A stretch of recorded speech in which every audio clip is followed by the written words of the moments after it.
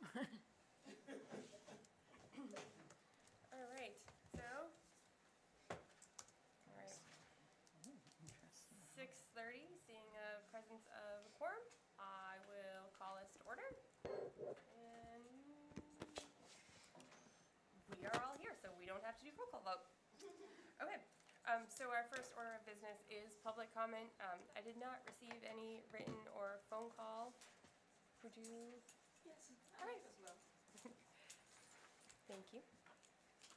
Hello, everyone. So I just really want to, this is a very tame version. I can always bring out the, if anything, but I want to speak openly about something that's impossible to ignore, the growing imbalance in workload and accountability across the district. We have many staff who show up every day, give their best, and often take on extra work without complaint. But we also have people who are not meeting expectations, and that lack of consistency is hurting both morale and student outcomes. This isn't about retaliation or personal conflicts. It's about fairness and professional responsibility. When some staff consistently go above and beyond while others do the bare minimum, it creates resentment and burnout. It also sends a clear message that effort doesn't matter, and that's not the kind of culture we should be protecting. The district cannot continue to turn a blind eye to these disparities. We talk about supporting staff, but true support means holding everyone equally accountable. It means making sure that the people who are doing their jobs are not carrying the weight for those who are not. We need leadership willing to take a hard look at the system. And when I say leadership, I'm just talking about the central office. I'm talking about principals and administrators across the district. We need leadership willing to take a hard look at the system, at roles, expectations, and performance. This isn't personal, it's structural. And until we address it honestly, we'll keep losing good people who are tired of carrying more than their fair share. Protecting staff, this is addressed to the APEA, should never mean protecting poor performance. It should mean protecting fairness, integrity, and integrity in the workplace. Our students and our most dedicated employees deserve better than a system that rewards noise over effort. At the end of the day, every decision we make should come back to one question. Are students getting the best from all of us every day? If the answer is no, then we have work to do. Thank you, Mr. Oops, sorry, thank you. Okay. Public comment? Okay. All right. Thank you. Our next order, please work, of business is I will move that the Amherst Pelham Regional School Committee now consider entering executive session pursuant to MGLC 30A, Section 21A, Purpose 3, to discuss strategy with respect to collective bargaining or litigation if an open meeting may have a detrimental effect on the opening, oh my goodness, or bargaining litigating position of the public body, and the chair so declares, oh, I'm sorry, I wrote it wrong, with the intent to return to open session. Second, Jennifer. Great. All those in favor? Perfect. All right. We shall return.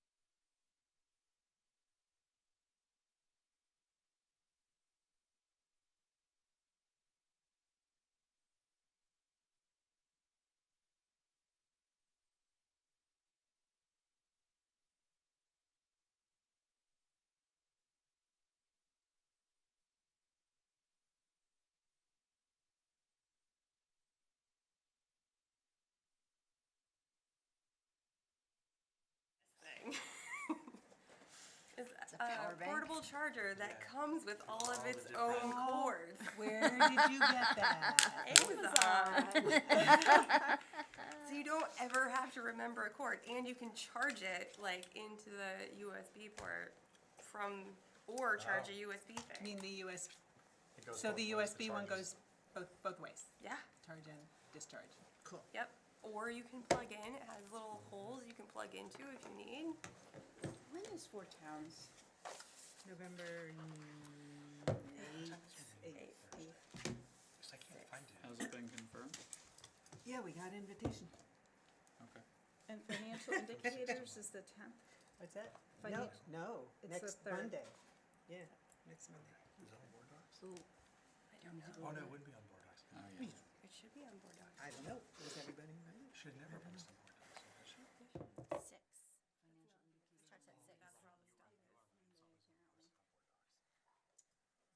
at six. you can attend virtually if you like. What time is it? Six. I don't think it's on my calendar.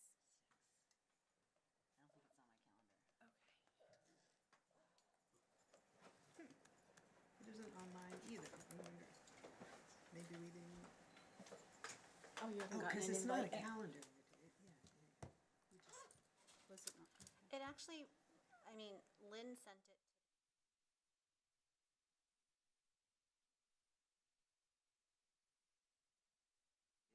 I think she just sent says it to 6 me p.m. directly. For- Oh, because I'm on what the is budget coordinating group, this? the Oh. financial indicators meeting, Oh. which is this coming Monday. Oh, But it looks like you were CC'd, but she did not address the email to the regional school committee. I have it at 5:30. All right. We'll check. I don't know. It says six in Lynn's email. Maybe I put it on here. Oh, this is just the email. Okay, hold on.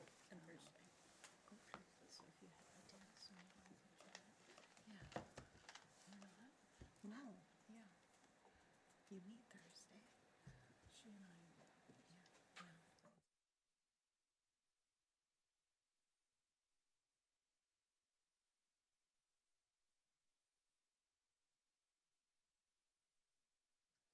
I will call us back to order at 7:05 p.m.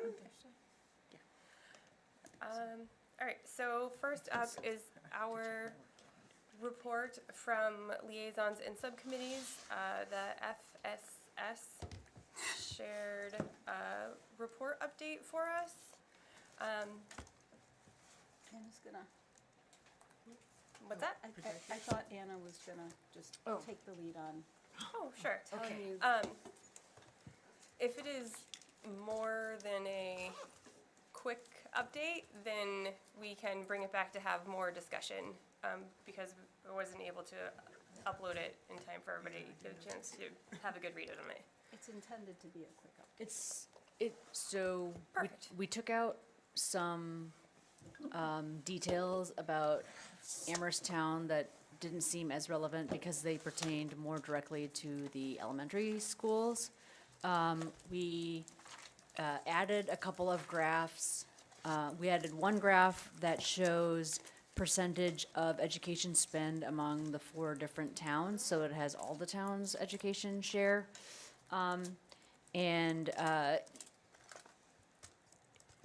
When we went back to towns about education spending, it's much higher than the Mars report suggested because there's additional costs to the educational, so things like health insurance and retirement costs for the school employees that don't get somehow accounted for when they send it to the state. So for all towns, it's a little bit higher than what the Mars report suggested. I think we kept in a portion that sort of talks a little bit about, specifically about how Amherst creates their town budget, because their process more dramatically affects the regional budget than any other towns. in part because it's bigger portion, and in part because of the way that they allocate their funding, which is, here are three bins, Yeah. and every bin gets the same increase year over year. And the town finance committee gets together and figures out what that increase could be, what that town can afford. But because some of the buckets don't contain the same costs, it skews the increases a little bit year over year. And at least, I'm pretty sure it's Leverett who does it the same way. Yeah. But their portion of the expenditure is very, very small, and they don't have as much influence over what the allocation to their town is, as much as Amherst seems to have had in the past, at least. So we kept that part in. Great. Thank you. If anybody has comments about the report and would like to make suggestions of edits, they can bring it, either email one of us, me, Bridget, or Deb. Probably Deb is the best person to email, or you can bring it to the next meeting. And Great. I just had a question about when the next meeting is, because we were really hoping to be able to share it when we share the Mars data or the things with the 4 towns, when everybody was in the room, but now I feel like the timeline has gotten tighter with all the things on the agenda, so just like looking at the calendar and thinking about how we could do it, or if we could agree as a committee to bring it forward and then talk about it amongst ourselves later, something like that. Because I think sharing it out with the communities in this moment when we're trying to have the context, like the Mars data was one set of data and this is another set of data that gives us that full context. And then it's something we can discuss, just like with the Mars data, the towns agreed with some things, they didn't agree with other things. But at least we're talking to each other from the perspectives that we are in respectively. Okay, so are you asking, what is your, I mean, I could even make a motion, but I don't know if this is the time of the meeting we can do that. what is our, so looking at, I handed you a little cheat sheet. So we have our today meeting. We have a special joint meeting on the 10th, and our 4 towns meeting is on the 8th. Okay, so what I'm wondering is if the committee would agree to, as a draft, to attach this and send it to the 4 towns meeting so that we can enter it into the discussion, that we don't leave the community behind just because we haven't had as much of a chance to discuss it as a committee. So to share this report with the 4 towns at the 4 towns as meeting, a- is that what you're yeah. saying? I just yeah. making sure I'm understanding correctly. Yep, yeah, that's what I'm asking. Okay.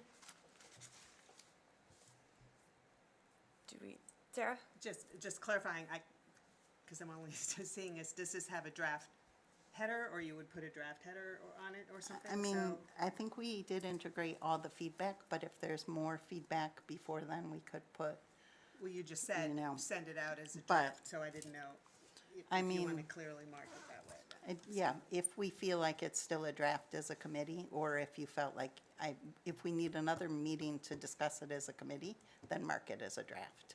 I think we feel like we're done.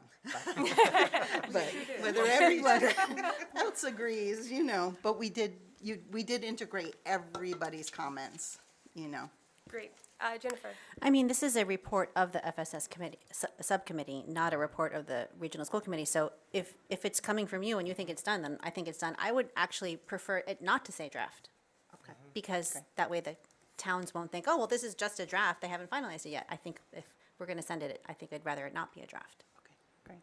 Tim? Yeah, I agree with that. I haven't read it yet, but the way I sort of imagined is that if there are specific recommendations, that is, if there are specific proposals for the broader committee, then that's the kind of thing I would anticipate having more discussion about, voting on.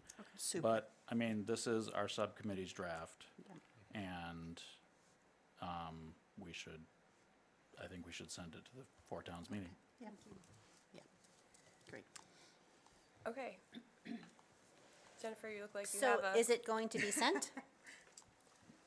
I don't feel like we need a to vote? motion, but I do feel like we can have agreement. I move that we send Oh, this we're straight up- report all right. to the Four Towns meeting on November 8th. Second. The when I do see you're saying, your move to send the FSS report as presented to the Four Towns meeting, and there was a second. I did, yeah. Friendly emotion, friendly amendment. I had my Hold hand on, up. Jennifer. Oh, had her hand I'm up. perhaps making the same amendment, which is to send it to those invited to the Four Towns meeting. Because you can't send a memo to a meeting. Send it to those invited to the Four Towns meeting. And I guess I also would say that the regional chair would do that, would send the report to those invited to the Four Towns meeting, along with text that encourages them to read it before the meeting.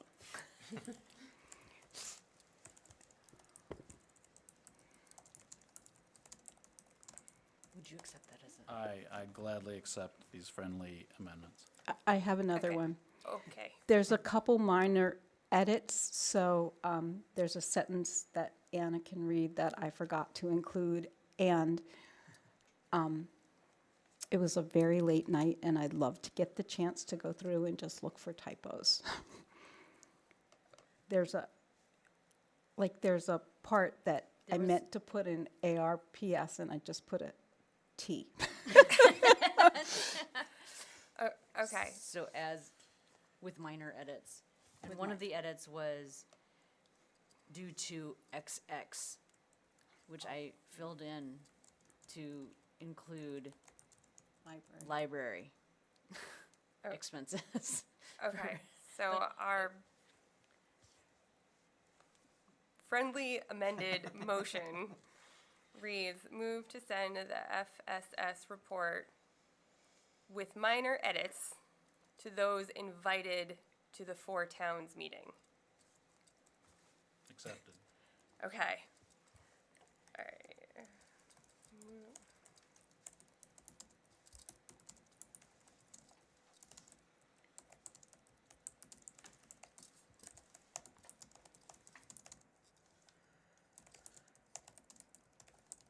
All right.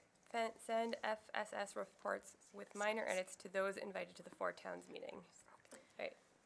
Jennifer? Did the motioner also accept my friendly amendment to encourage them to read it before the meeting as part of the motion?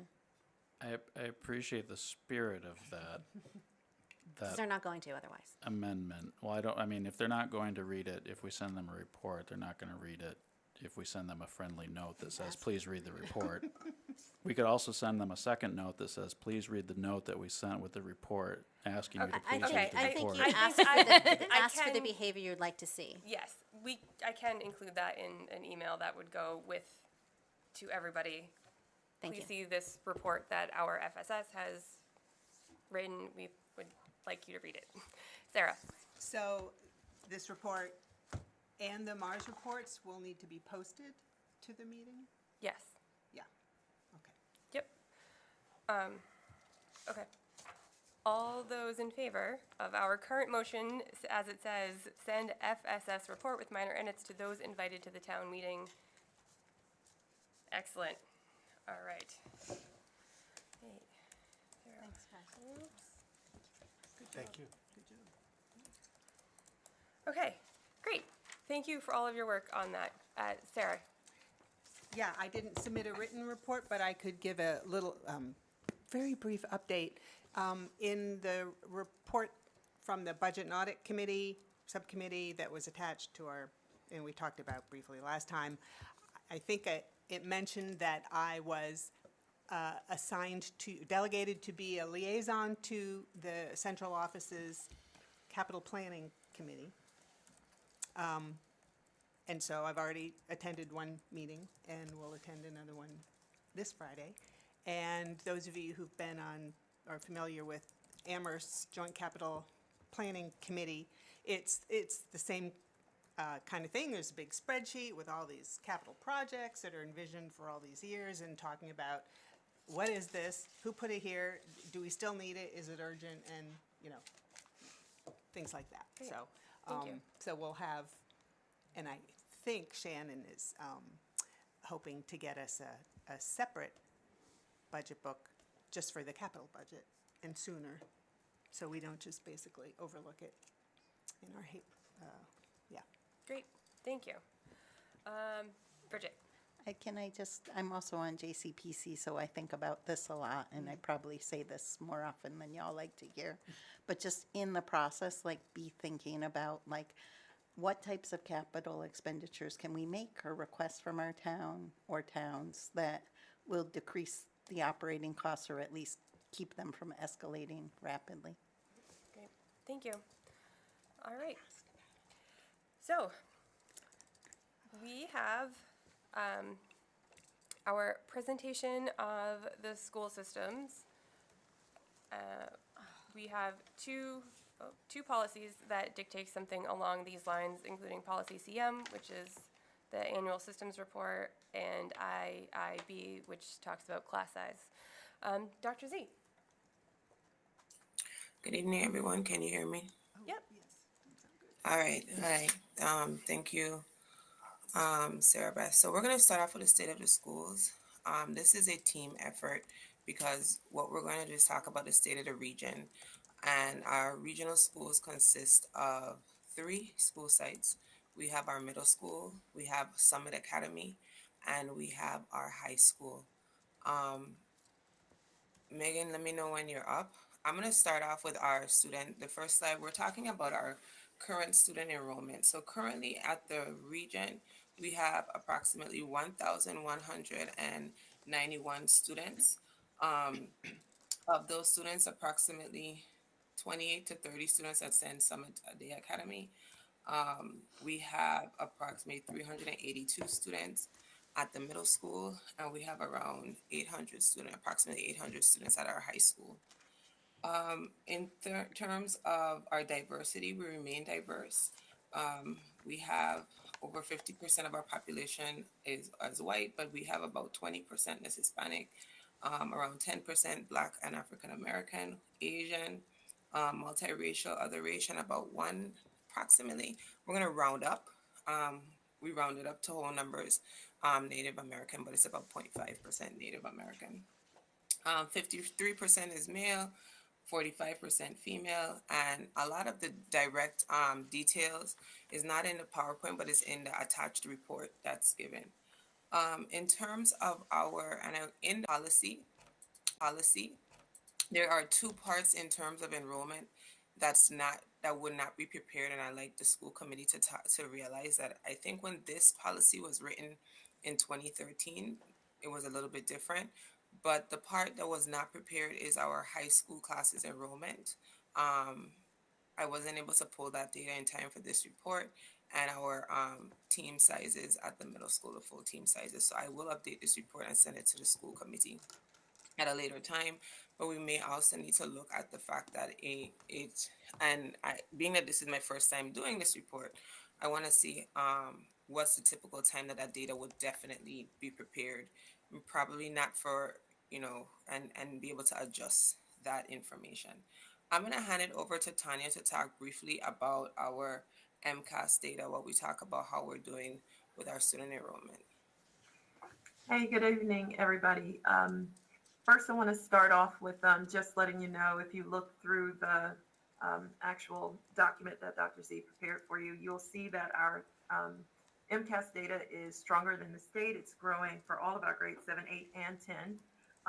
The other thing to think about when you start looking at the data overall is to note that we have strong growth, not just above state average. We also have the strongest growth happening in both grade 10 math and ELA. Excuse me, the other thing Tanya, I would, I'm sorry to interrupt. caution everybody Hold on is Tanya, can you pause for 1 second? I'm sorry. Sure. Where in the report, are we talking about the 43-page report, and where is the MCAS data? So in the 43-page report, and we're moving back and forth on our side, I believe it starts from the bottom of page 14, 15, and 16. You'll see the data charts. Okay, hang on one second. Okay, okay, perfect, thank you. Thank you. You're welcome. You're welcome. So if you take a look at the overall MCAS data, you'll see that we're above the state average. I mentioned that we have strong growth among our 10th grade in both ELA and math. There is some acceleration in our 7th and 8th grade scores as well. The caution I was about to speak to was with the November vote from last year. MCAS was removed as our competency determination, but it was not removed as a part of the state law in terms of taking the exam. So for accountability measures, participation rates are still a part of that for each school district. So that's the one place I would caution to make sure that we're doing all we can to encourage students to take the exam, because we still have to be at the 95% participation rate.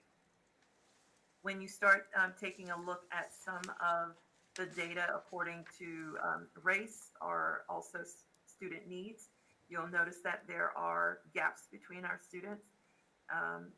Our Asian and white students are growing and have a higher rate of proficiency. However, our Black and Hispanic students are trailing, but there are some great signs to show that we might be closing that gap a little as we keep working on our data. The other thing I would draw your attention to is to make sure we take a look at what's happening in our middle school. One of the ways that we're trying to look at closing the gaps in math is having more students have access to Algebra 1. And we're doing that through different pilot programs. This pilot program is to give kids more access to algebra beyond just a score on iReady. I'll turn it back over to Dr. Z, and we can dig more in as she goes further along. Thank you, Tanya. If you're following along, we're going to jump back up into attendance now, and attendance starts on page 7. So our overall attendance for to date, year to date, as of October 2025, is 94.9%, approximately 95%. We're steadily moving, especially above the state average. Our school-specific data, and our schools are going to go into that when they come up next to talk about what they're doing. But some grade level trends that we're noticing is our highest attendance right now is at 7th grade. Grades 8 to 9 and 7th grade is about 97.1%. Grades 8 and 9 are staying steady thus far, averaging above 95%. There is a slight decline in the upper grades in terms of attendance, in terms of year over year. So we're looking at them being between 92 to 94%. This could reflect work, family obligations, college responsibilities. Principal Sadiq can talk some more about some of the great things they're doing when it comes to tracking attendance and supporting students. In terms of chronic absenteeism, our district rate right now is at 12.3%. And chronic absenteeism, we're trying to make sure that these students don't miss more than 10% of the school year. This is one of, I would say, Dr. Guevara's babies, and she tracks this data vigilantly. She keeps me abreast, and so far our ARMS is at 8% in terms of chronic absenteeism, and the high school is about at 14.4%. So we are seeing in terms of year over year where we may be down at this point of the year from where we were the year before. So that, again, keeps us with our advisory models, our communications with parents, our strict data-informed conversations in our SST meetings, which is our student support team meetings, and just making sure that we keep our whole team engaged. What I want to do at this point is hand it over to Diane Chamberlain, our new principal for Summit Academy. And she's going to go into just talking about some key bullet points and what happens at Summit. Thank you. Good evening, everybody. And thank you, Dr. Herman. She's doing this as a courtesy to me because I'm going to go catch the band concert. My son's got a solo. So, Awesome. so things are really exciting at Summit this year. When you have such a small staff and you have new leadership and bring on 3 new paraeducators and a new teacher in our middle school level, that's a significant amount of change and new policy practices and new dynamics to get used to. So want to congratulate our staff just for rolling with that first and foremost. You know, that's a lot of turnover, but the ship has been really steady, I think. Coming with that kind of turnover means that there'll be a lot of assessment and a lot of determining what's working, what's not working, a lot of review of our practices, a lot of review of our curriculum, and we are deep in that right now. We have reviewed our school improvement plan, which actually expires this June, so we're due to revise that and make a new one to implement in the fall, and we're deep into that process now. Working hard to try to recruit folks from our school governance council, which again, from a small pool is really hard to do. But we do have one family member that's gonna join us, which is really great news. We just got that news. And we've done a safety assessment and improved our safety practices really quickly. We had 15 outstanding issues that were identified in our safety assessment, and we're down to 3. So, and those will be tied up really quickly before the end. Actually, before the end of this month, we'll are due for our upstart on November 1st. All of our staff have been trained on Educator's Handbook that was not being used consistently here, and everybody's up to speed on that. And we are on the quarter system, so this Friday is a really big benchmark for us as we start a new quarter on Monday. A lot of relationship development is happening. We are digging deep into our bullying practices, making sure everybody is up to speed on what's in place currently, which is taught through our health curriculum. And we're looking to expand our advisory program and beef up our anti-bullying lessons. We also, speaking about attendance is, from my perspective, being new to Summit, it's the biggest concern of Summit Academy. Our chronic absenteeism rates are well above 12%, and it's a significant issue because if we know if kids aren't here, they're not being educated. So we're collectively developing specific benchmarks that are tailored more to our population that has probably a history of chronic absenteeism. Many of them have a history of chronic absenteeism before they reach us, and we're fighting against ingrained habits that these students need support to overcome. So benchmarks for when we document for families, when we invite the families in, when a student goes on a contract and may have incentive programs for improving their attendance, and then when do we partner with the courts and ask for more services for them. So that's kind of the ongoing needs-based assessment. We have a lot to celebrate though too, always end with the celebrations, right? We had just today, our seniors went to Greenfield Community College and met with the Office of Students with Disabilities, had some lunch, did a tour of the campus, and many of them are now seeing what their next step may be. We are working with the Massability and doing vocational training here on site that will hopefully lead to internships for our students in the summer. We've had 2 sessions already with the Mead Art Museum. They have students that come work with us. We don't have a built-in art teacher at Summit, so the Mead Art Museum kind of offers an enrichment for us every week for both our middle school and our high school, which is great. That's underway. The other partnership we're currently working with, and they've started as well, is with Tapestry Health. And that partnership is not to only help kids beef up healthy relationships, but also gives them a connection to a resource in the community that is theirs to access when they are ready and want to. This week, we get to celebrate Halloween with lots of festivities on Friday, and a bat biologist that is coming to visit us on Thursday to talk to kids about that. And the ecology program has been just out and about in the forests, taking lots of data and measurement for a partnership that's been ongoing with Harvard Forest. So I just really love that the kids get to throw around the idea that they're working for the Harvard Forest here while they're attending Summit. A little point of pride for them, I hope. And we've also applied for a mural project that hopefully will get off the ground mid to late winter. The person that has done many of our murals wants to come back and do another outside one to uplift our garden space. So lots of good things and lots of discovery happening at Summit these days. Great. Thank you, Diane. Thank you. Thank you. Diane. Thank you. I'm gonna hand it over to Principal Rodriguez to talk about the middle school. All right, thank you. Good evening, everyone. So similarly, very excited to sort of acknowledge some of the things happening at the middle school. We have reestablished the Essential Skills Program, or ESP for short, which is a special education program for students with intensive needs. And so this year we welcomed 4 students into that program and are looking forward to growing it next year and in the next few years as students from the ILC transition into sort of the 6th and 7th grades. I want to also share that we have, as many of you know, a new schedule. The schedule is compliant with all DESE requirements, and we're proud to say that we were able to preserve many of the qualities that the teachers were advocating for from the prior schedule, including advisory and team meeting time and collaborative planning time, so that teachers can work together to best support student growth and engagement.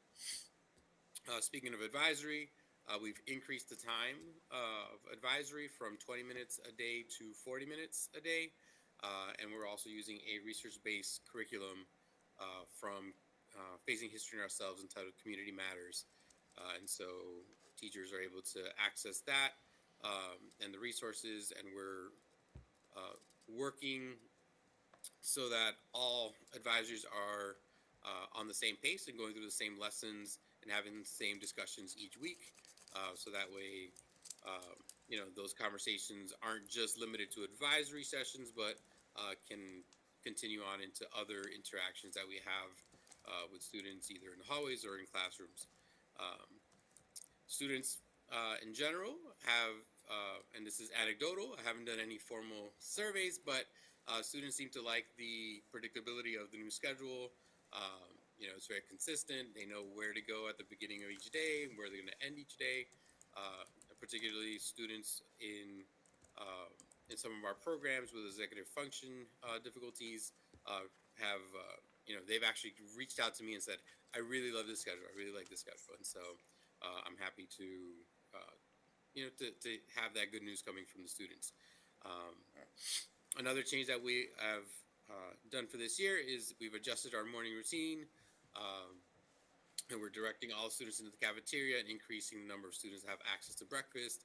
And according to Ms. Diane Tower from the Nutrition and Food Services, the number of students actually accessing breakfast and getting breakfast has gone up dramatically, particularly compared to last year. So we're happy that students are in the building and accessing food and getting nutrition and energized, ready for a day of engagement and learning.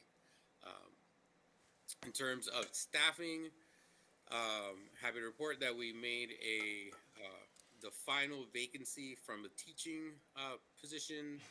We did make a final offer and advance the candidate to the final stage of the hiring process. So we're just waiting for all of those HR processes to clear, and so we'll be at 100% staffing from a teaching side. We still have 3.5 paraeducator positions vacant.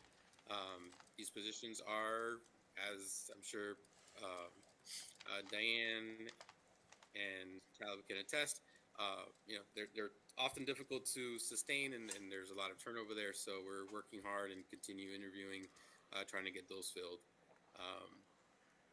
We did add a dean position this year to support student culture and support with our, you know, responses to discipline and bullying sort of complaints. And that I'll talk a little bit about more in a moment. With regards to transportation, we are working with a new bus company, and the mornings, the afternoons when students are dismissed, the timeliness of those has gotten much better from the beginning of the year until now.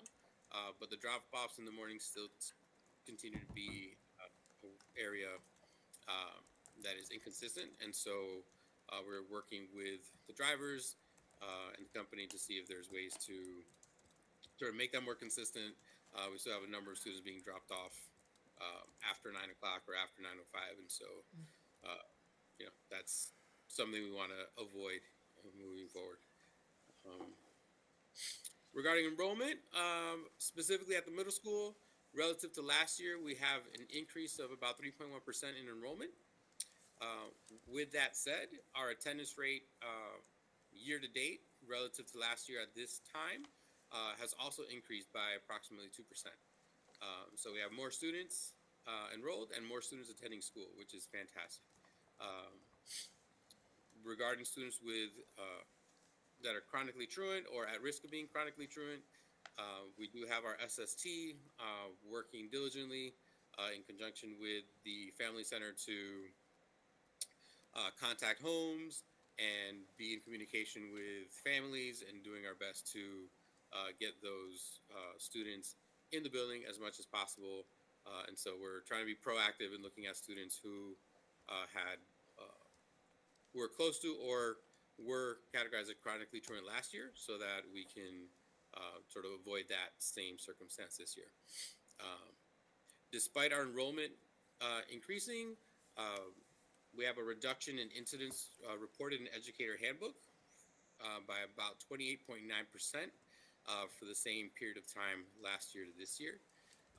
And bullying reports have also decreased by approximately 59% of bullying allegations reported over the same period of time from last year to this year. And so we're happy the work that we're doing with students. We're engaging with students. We're teaching them how to use their skills, teaching skills and advisory, but we're also providing them instruction about how to access the reporting mechanisms, whether it's through trusted adults or how to use the BRIM reporting system. And so several of the reports that have come in over both last year and this year were student initiated directly into the BRIM system.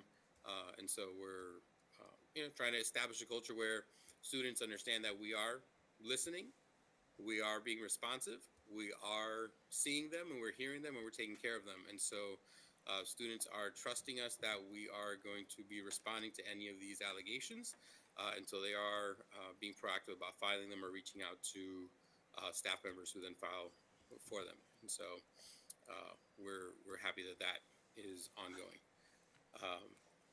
And then lastly, in terms of student opportunities, we are identifying 4 student ambassadors to engage with Project 351, which is a nonprofit organization that seeks to have all 351 municipalities across the state represented by 8th graders to engage in service projects and civic learning. We have a number of clubs that are happening during lunch and advisory as well as after school, including art, drama, film, French, Grow Club, Latin Club, People of Color United, Saga, Student Council, Yearbook, and others.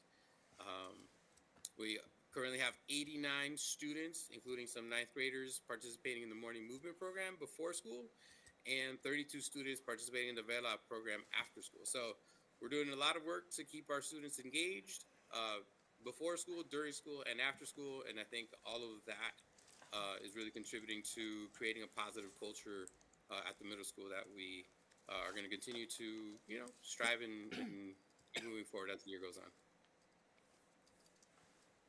Thank you. Thank you. Thank you. Principal Sadiq. Good evening. Excuse me. So at the high school, we have a lot to celebrate, and there are some challenges as well. Overall, the high school, the way it's going, it does work for the majority of our students. Excuse me, Principal Sadiq, could you speak a little louder or move closer to your mic, please? Yeah. Can you hear me a little bit Much better, thank you. Yes, thank you. Okay, sorry about that. As I was saying, overall, things are going well at the high school. There's a lot to celebrate, and we do have some challenges as well. Our school system works for the majority of our students. We have about half of our 11th and 12th graders taking at least one AP class. Most of our class size is in the low 20s. We do have some classes that are in the upper 20s, and we do have some that are in the mid to low teens, but those are the outliers. The majority of the classes remain about to be about 20-ish.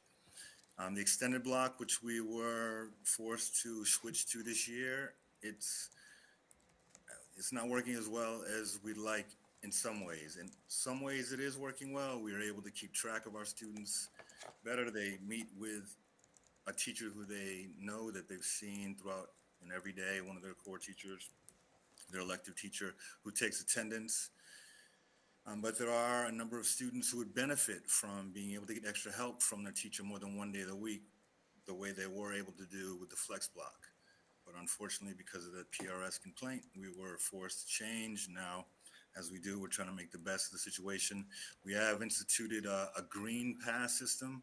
During the regular school day, we have pink passes when students need to go to the bathroom or go to guidance or the main office. They'll get a pink pass. During extended block, they can get a green pass. So a teacher who realizes they need to see, or a student they talk, they need to go to see a teacher who they're not scheduled to see that day, they'll get a green pass, show it to the teacher who they are scheduled to see that day, and then go to that other teacher who also has a class full of students who are scheduled to see them, and then they also try to provide additional help to that one or two extra students who have joined the class.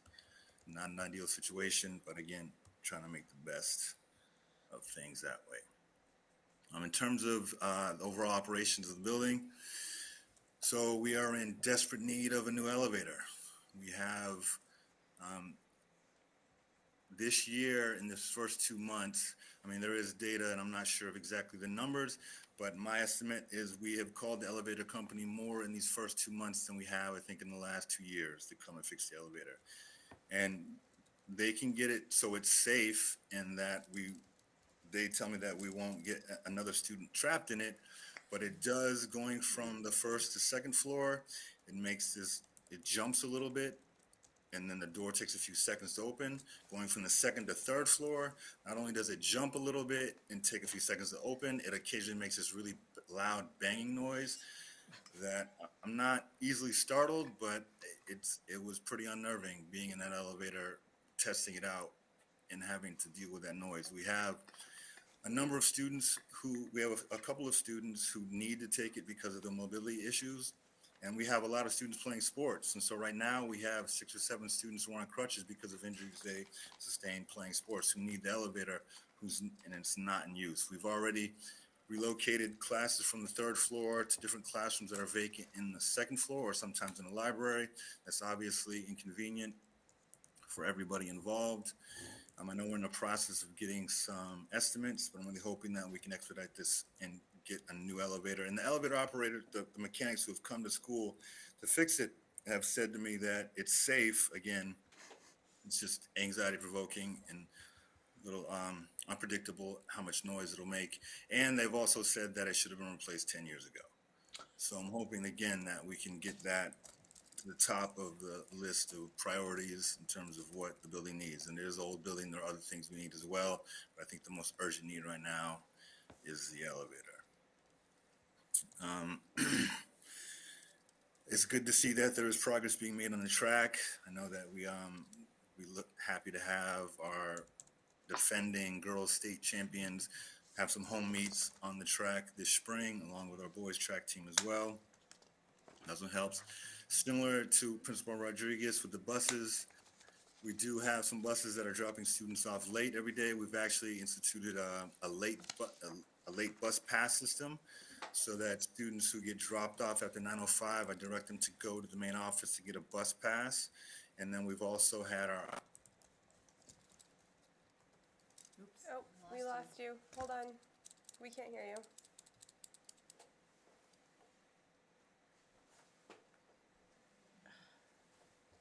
Hold on. Nope. He's got his little bubbles that look like he's speaking. How about now? I think it's. No. Someone from Amherst Media, or is it us? It's always us. I think he just stepped out. Oh, no, there he is.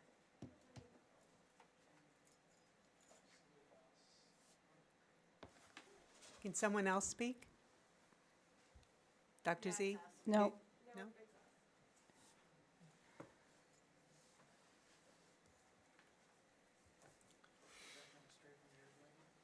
No, it should be coming through this. No. This is happened last time. It's like the elevator. It should have been replaced 2 years ago. It's perfectly safe. Did not make a lot of sense. Well, they can hear us, I guess. Yeah. So can everybody.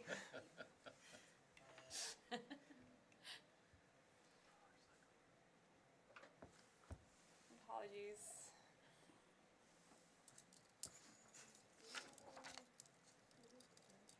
Can do the phone thing again?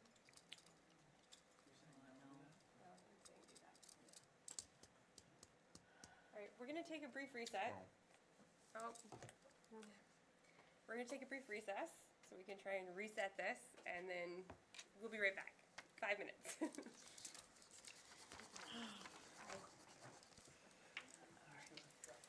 Well, we did talk about the elevator. We're gonna take a brief recess. Whatever this is. Yeah, deferred maintenance group. The building.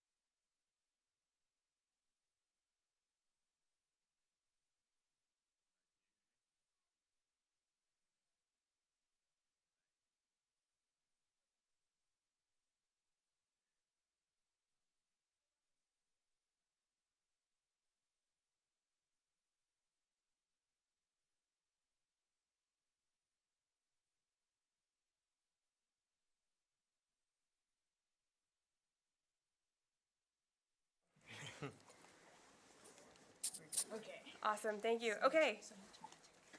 Apologies for the technical difficulties. We're now back in session. Principal Sadiq, as you were. All right. Thank you. Yep, no problem. I believe I left off talking about the late bus passes. Yes.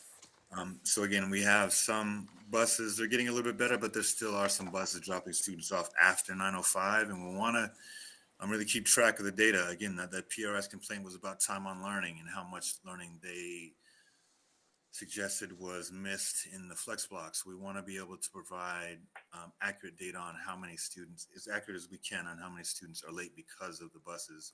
So we had IS actually add a different attendance code called TB, tardy because of the bus. So students who get to school after 9:05, I direct them to the main office. They get a bus pass.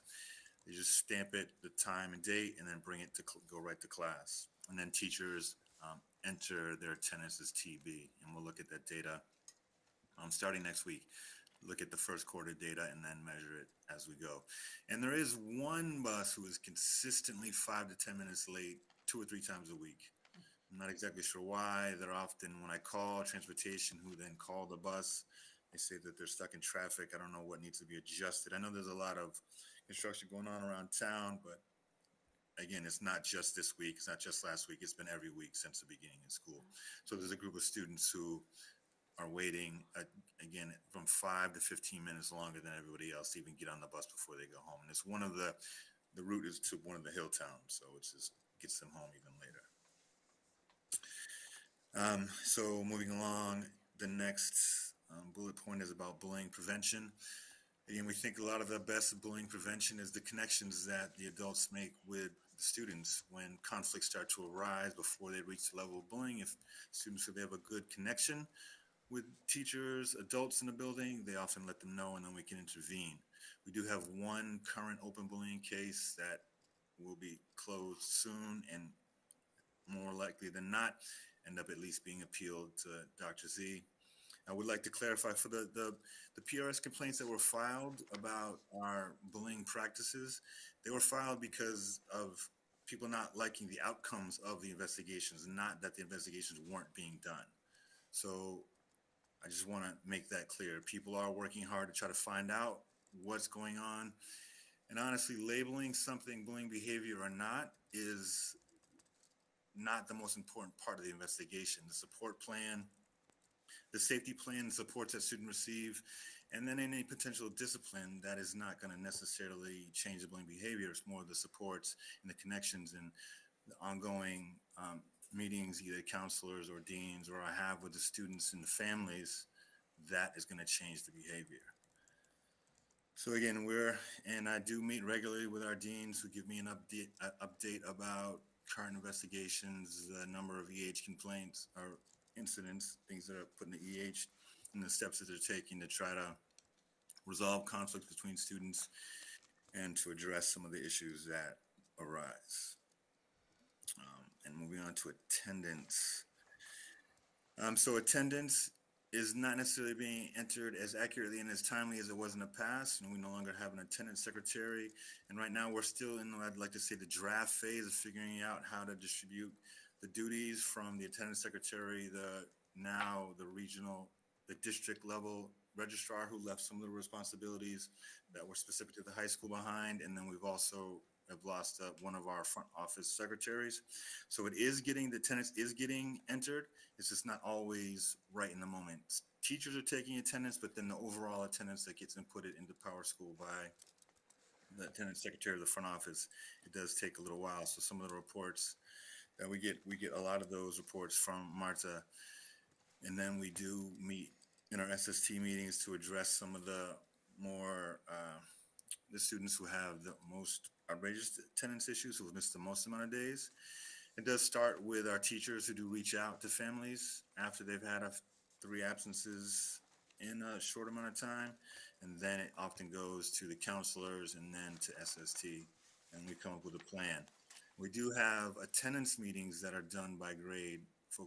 One of our deans is assigned to one of the 9th grade, one of the 10th grade, our 11th grade students who need attendance meetings are shared by my assistant principals Principal Gramacki and Principal Camera, and I deal with the seniors. And right now, the only attendance meetings that are really being done are the ones that I'm having with the seniors. It's been another challenge of the clerical shortage is getting the attendance meetings scheduled. We do want students to take the initiative to get those scheduled, but often, you know, it's the students who, whether it's executive functioning, issues at home, or the reasons why they're having trouble coming to school are also the reasons that are getting in the way of them scheduling the meeting. So then it often falls on the school counselors and the attendance secretary or one of the main office secretaries to schedule those meetings. And so now with the seniors, they're our top priority because again, they're close to graduation. And the meetings that I've had now, you know, as Diane mentioned earlier, these aren't new issues. These are issues that students have had throughout their academic career. And now when they've made it this far, it's a little more acute because it could potentially impact them graduating with their class or not. We do take it seriously and are trying to address it, but it comes with its challenges. Some families are in a better position to work with us than other families for a variety of reasons. And we under student opportunities. We do have a lot of opportunities in there. One of the best things that I like about the block schedule is all the electives students can take.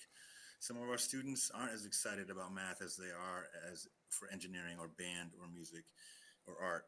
And there's a lot of opportunities for students to take those classes, which is great.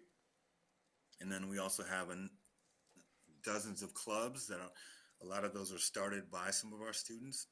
It gives them another great way to connect with each other and to feel more bought into the school.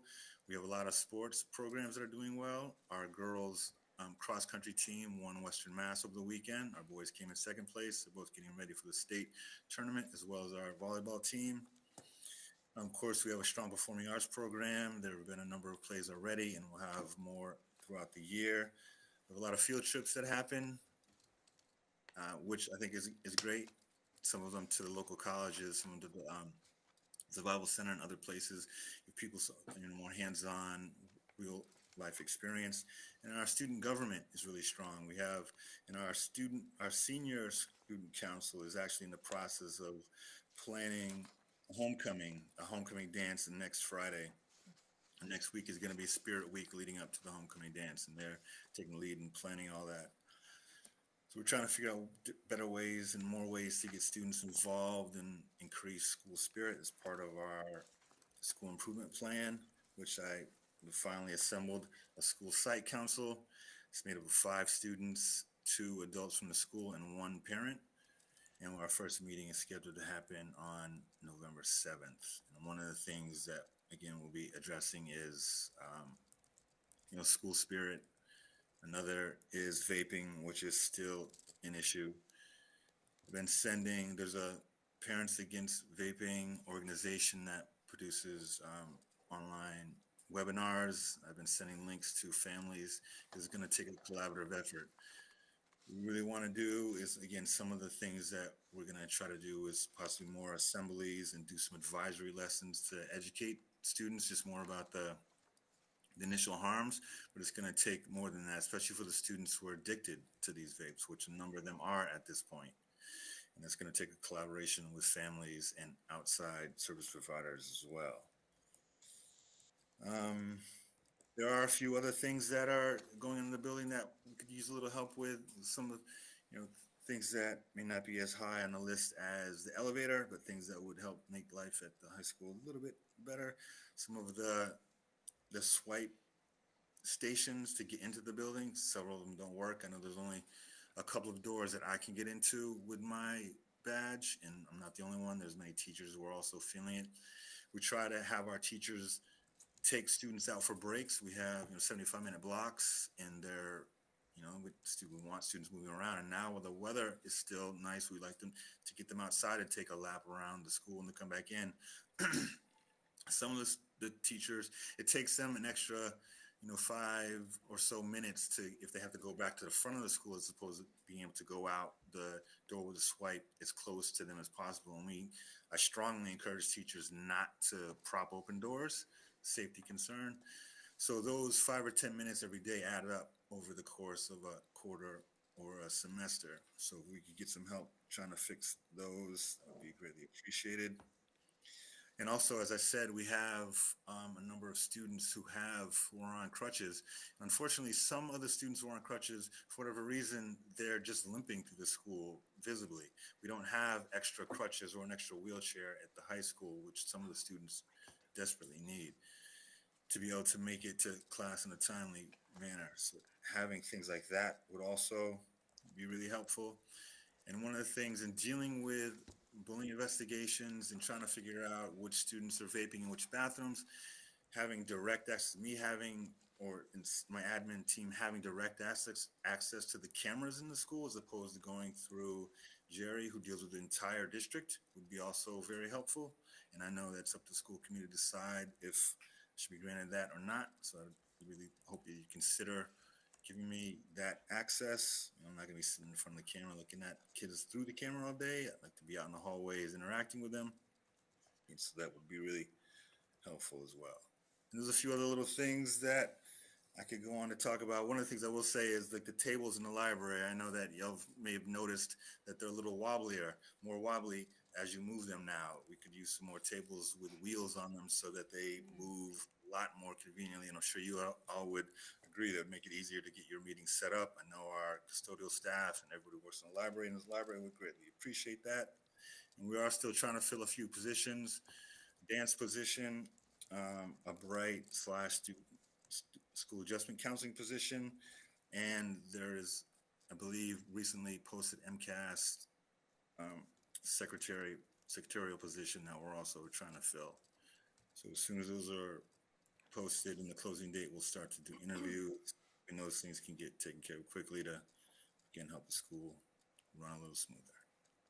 And I think that's it for now. Thank you, Principal Sadiq. Can everyone hear me? Thank you. Yes, we can. All right, so we're going to transition. So I'm going to touch just a little bit on human resources as I go into the whole fiscal sustainability and operations section. 34 regional staff exits from last school year to this year. 13 were teachers, 12 were paras, 3 retirements, 4 were support staff. That's either clerical, custodial, cafeteria, etc. 2 were due to a reduction in force notices. The HR continues to refine our recruitment and retention programs. We have instituted different professional learning, including our integration of our Perform platform, professional learning platform, which is through Power School. This helps us to keep all of our HR resources in one unified platform. So that's their professional development training. Formerly we used Frontline. This year we're using professional learning, which would then go straight into their personnel files. We also, working through Maya, are offering a lot of staff wellness. We've already sent out the surveys for what staff would like for winter wellness programs and activities. And then our new teacher induction and mentorship program is on a rise and moving. I think we had a session up until today where Assistant Principal Miki Gramaki was providing some guidance and training to our new staff. In regards to fiscal stability and operations, our regional budget, I would say we are on the road to stabilizing and improving our fiscal practices. We ended in a good place, and Shannon, I don't know if you want to jump in and just give a few key points before we open up for questions. Yep. So on this slide was pretty much the Q4 update, which I really won't go too much into since that was already presented. But I did want to take the opportunity to talk about some really positive things that I don't often get to say, which are some of our competitive grants that we received in FY26. 2 grants that teachers applied for through AEF for $8,600.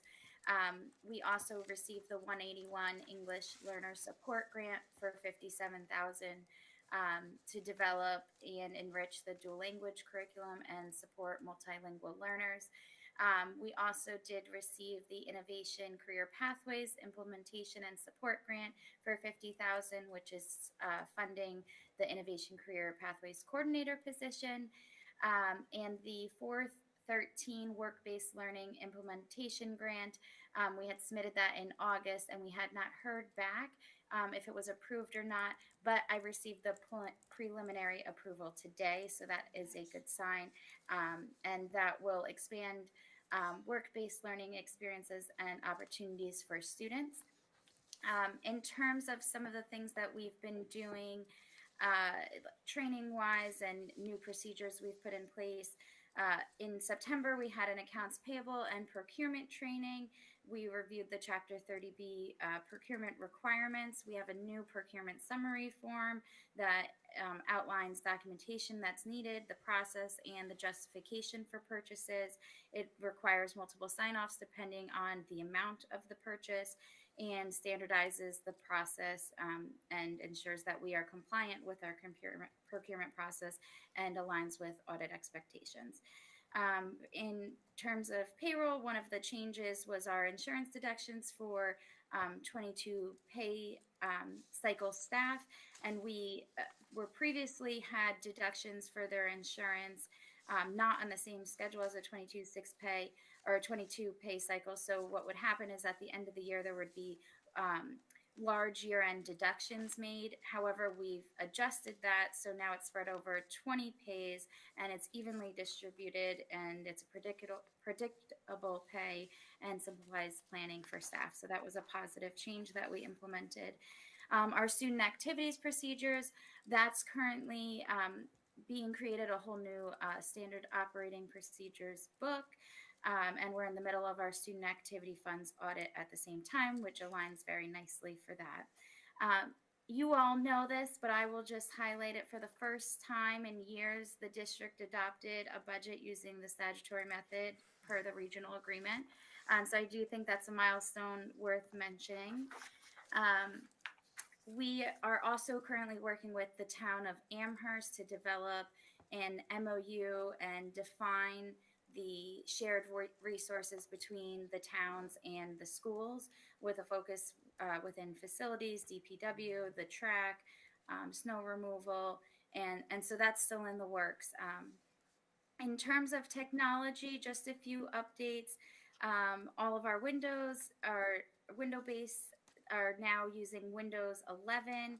All classrooms have digital projectors. Chromebooks in the secondary level are free, one-to-one. Every student gets a Chromebook. And upcoming, there is some server work that IT will be doing for a replacement in 2026, and for our phone servers as well. In terms of facilities, the middle school roof that we've been talking about, the MSBA will be voting on that tomorrow at 10 o'clock. I will be at that meeting and giving a very short speech as well. So fingers crossed on the approval from MSBA tomorrow. The electric bus and charging project, that is almost complete. The buses should be arriving in December. We also had a every 5 years as a new requirement, we have to check our sprinkler heads at the high school and the middle school. So we had to send some of those off for review, and they gave us temporary ones in the meantime. So that will be a cost we'll see every 5 years going forward now. The track is currently on target. In terms of the elevator, we're in the process of receiving some quotes for the repair, and we'll keep you updated as we have more information. And we're also getting quotes in terms of the door swipes with the IDs, with the issues around that, to upgrade and fix that system as well. But it is in process, and it is high on our radar. So with that, I would say those are all my quick updates. Thank you. So I know we have a summary of looking ahead. There's I think my favorite quote from Maya Angelou is, when you know better, you do better. And it's taking the data and not shifting through and not making it noisy, but actually making it actionable. And there's a lot of actionable data that was discussed here in terms of how we can move forward. As you know, we'll be bringing forward our district strategic plan with a portrait of a graduate. Hopefully that'll be our core vision. We plan to deepen our instructional coherence, expand how we do our MyCap pathways, Tanya is working with the policy committee to bring forward the competency determination update. We're working to modernize our facilities, continue to improve our fiscal practices, look at our student-based practices in terms of attendance. And so we're here for questions. I am going to ask that if you have questions for the principals, you can ask them. Diane had to leave earlier, but she did want to present. But if you have questions for the principals, that you can ask them first, just so that they too have to step back. Questions? So many questions. Did you want to put your hand up? Sure, thank you, I'll put my hand up. ahead, Sarah. So I guess is a question for Principal Sadiq, but perhaps the committee might receive a report or later on, and you don't have to answer in detail now, and that is about this MyCap. I have no idea what that is. I mean, I know what it stands for, but I haven't heard about what it involves. But that is part of maybe the larger issue of advising generally throughout high school and helping students plan their academic path in light of whatever they think their after graduation path is. So if there's anything you can just briefly say about MyCap right now, I'd love to hear it. Thank you. Yeah, so right now it is something that's happening during advisory, and it has been for the last few years.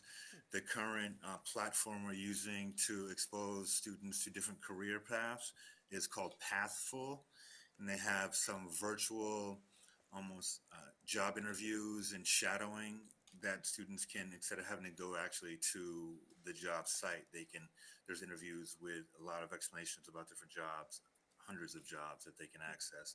And there's interest inventories and things of that nature to help them to get a better idea of the type of things they may want to start to pursue after high school. And as they go through the interest inventories, it also helps to inform them of different classes that they might be interested in taking in high school, help better get them ready for additional classes, either at a college level or if they want to go to a voc or licensing program after. And the plan is to assess teachers this year to find out what they're currently doing in their classes that meet some of the MyCap standards. And then the ideal is to have some of the MyCap specific lessons happening in classes, not only in advisory. There's lessons that could happen obviously in math or in social studies or in science and English, other classes. So that's the direction we're going in. And this year is really, we're going to do an assessment of our teachers to find out, again, what they're doing in classes that can meet the standards and design a plan to transition it into classes from there. Thank you. Yeah. Any other questions for principals? Go ahead, Bridget.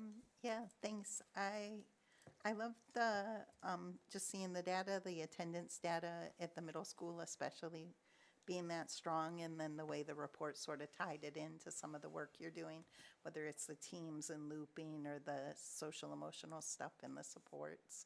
But I mean, the data, the attendance data is what I see a lot of schools set as goals all the way through the high school. So I really thought that was positive, even though obviously there's always more work that can be done. And the partnerships too. So I was just excited for the reports, but I have been out knocking doors as part of running for election in Amherst. So I'm going to pass on 2 pieces of feedback from community parents. The first one is a lot of people are still unclear about all the changes in middle school math, like how's iReady coming into play? What's the pilot about? Like anything more about that you could share would be great. And the second thing everyone is speaking about, and I think, you know, talking about the reductions in administrative support probably relates to this, but they feel like communications could just be a lot stronger about some of the things that are going on. So I thought I'd raise those 2 things. Bridget, to be clear, those are specific to the middle school? The communications I heard about all the schools, but the middle school math issue was specific. Okay, I'll hand it off to Principal Rodriguez. Okay, thank you. Regarding iReady, it is something that was used Well, the iReady diagnostic has been used for the past couple of years to sort of gauge where students are and sort of assess their growth in mathematics at the middle school. This is the sort of the first year that the iReady curriculum is being implemented and being used with our students. And so, you know, later on this year, if there are specific data points that that would be relevant, we can certainly be happy to share that information with you when we have it. Yeah, I believe Tanya referred to the algebra access, and so that's something new that is happening this year, where we're trying to increase access for more students to be able to engage in more rigorous mathematical content. And so that, you know, again, when we talk about staffing, we were able to fill that position with a licensed and experienced mathematics teacher. Unfortunately, we weren't able to start the year off with that position filled, despite having made multiple offers throughout the summer to different candidates. But we're happy to have that teacher in place now, and he's doing really well engaging students in the work. Tanya, can I add something? Bridget, I just want for clarity too for the community when you're speaking to your stakeholders. I believe it was last summer or the end of last year, a group of parents came to us and they posed a question to me, and I brought Tanya in the conversation around how iReady was used to determine who goes into the algebra course in 8th grade.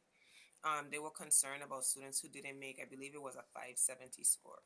So Tanya and the math leads kind of dug into the data. We looked into the data to see what the subcategories were in the diagnostic, Bridget, not just the overarching 570, but we looked like at expressions and equations, algebra readiness, to determine, you know, what are we seeing with the data? From that, that's where the progression of algebra access came. Algebra is a hot commodity ticket for middle school parents. I'm going to say that it's a big discussion. And so from that, I believe we were able to come into what we have this year, which is we have the students who have algebra, we have algebra flex, and then we have pre-algebra, I believe. So Tanya, can you kind of explain that part so that Bridget and the committee can be clear? Sure. So at the end of last year, as Dr. Z mentioned, we met with secondary math leads, so department chairs, curriculum leaders, to see if we could develop a way to provide more access. So as Dr. Z mentioned, it was the 570 was the cut score in the previous year that determined whether students got into algebra. And as we looked at the data, and I was digging into the data, 570 equated to late 7, so late grade 7. But 567 also correlated to late grade 7. So the question became, what's the difference between the two? And so as we approached finding ways to make access to algebra more equitable, what we decided to do is dig deeper and look into the algebraic skills portion of it.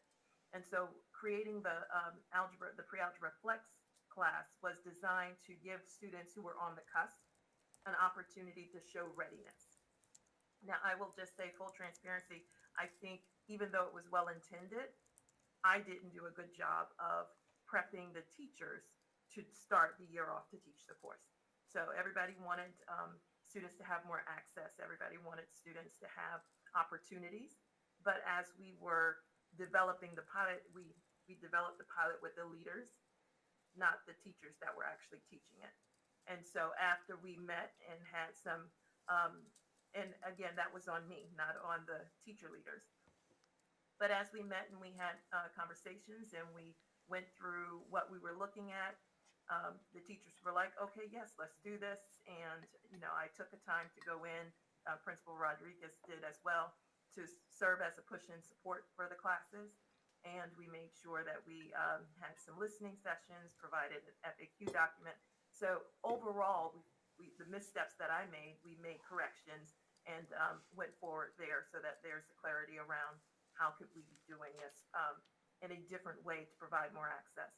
So one of the things that'll happen is at the end of this week, we'll take a look to see how many of those pre-algebra flex kids can push into algebra, and now that will become the algebra class, and the other kids will stay in pre-algebra.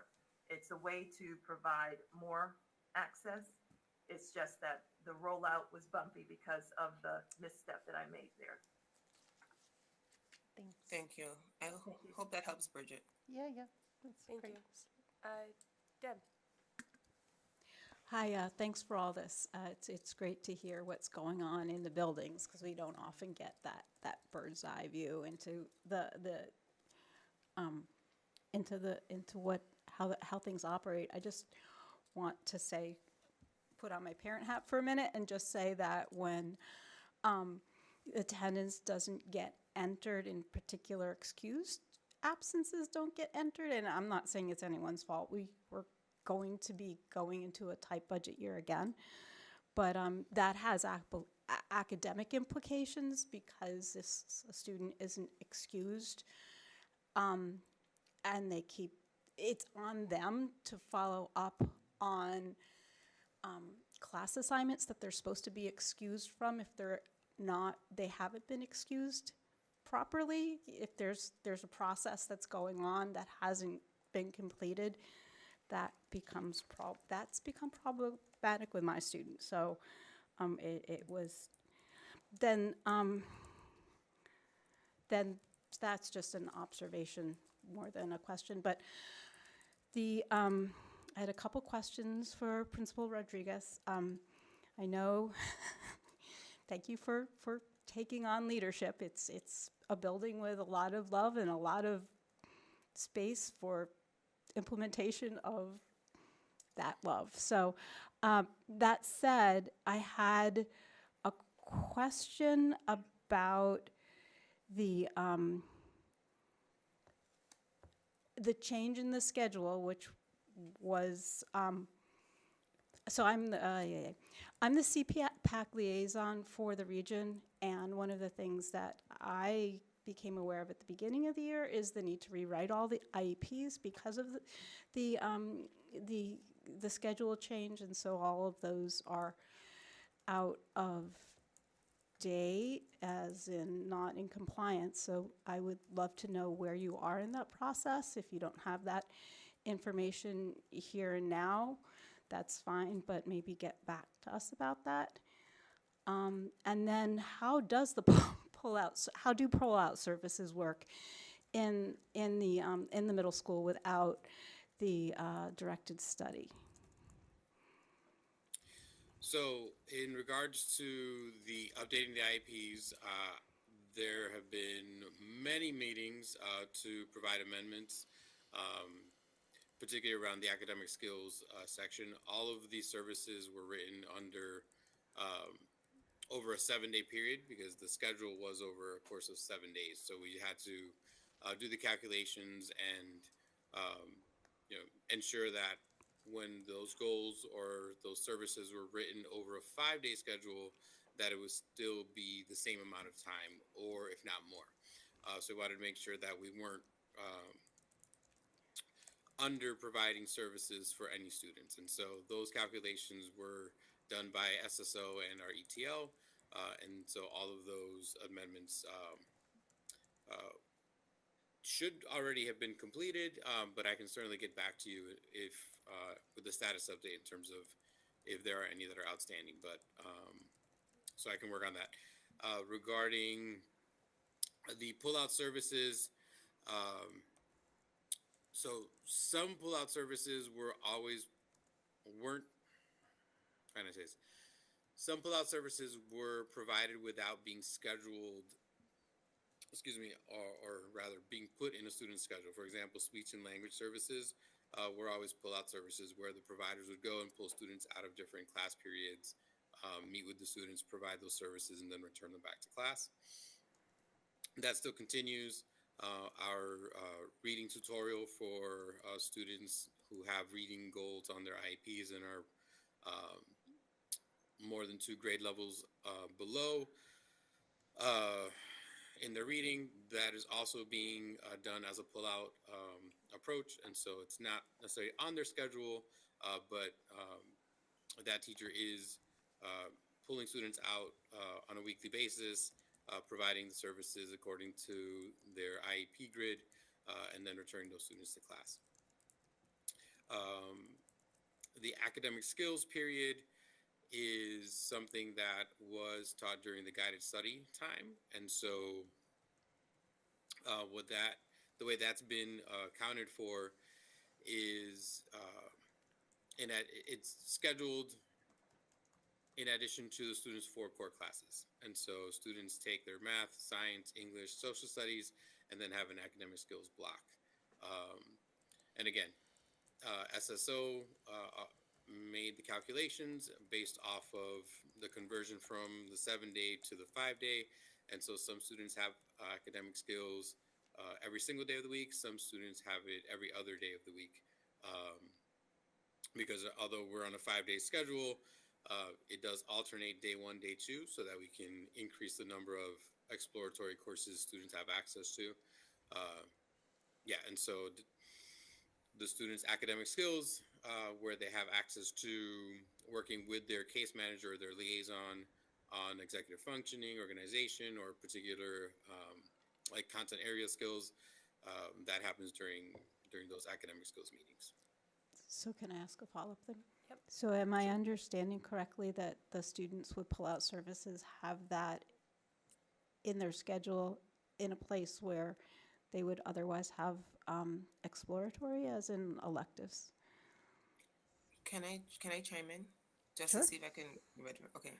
So certain services like OT, occupational therapy, speech language, it's a part of the child's IEP in terms of the services we have to provide, but the student has their set schedule.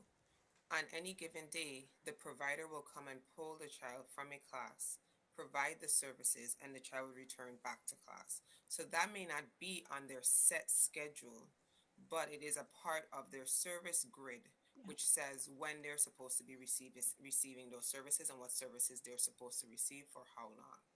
So those types of services are still being provided in terms of pullout, but they're not where a child can identify that if I am in ELA today, ELA means I'm not going to be in ELA, or I'm not going to be in English language arts because I have speech language.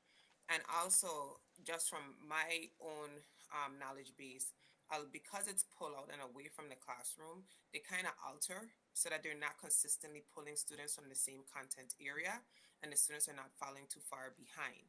So they may pull them from math this week, they may pull them from social studies next week, they may pull them from English language arts, but they are still being provided the services that they need.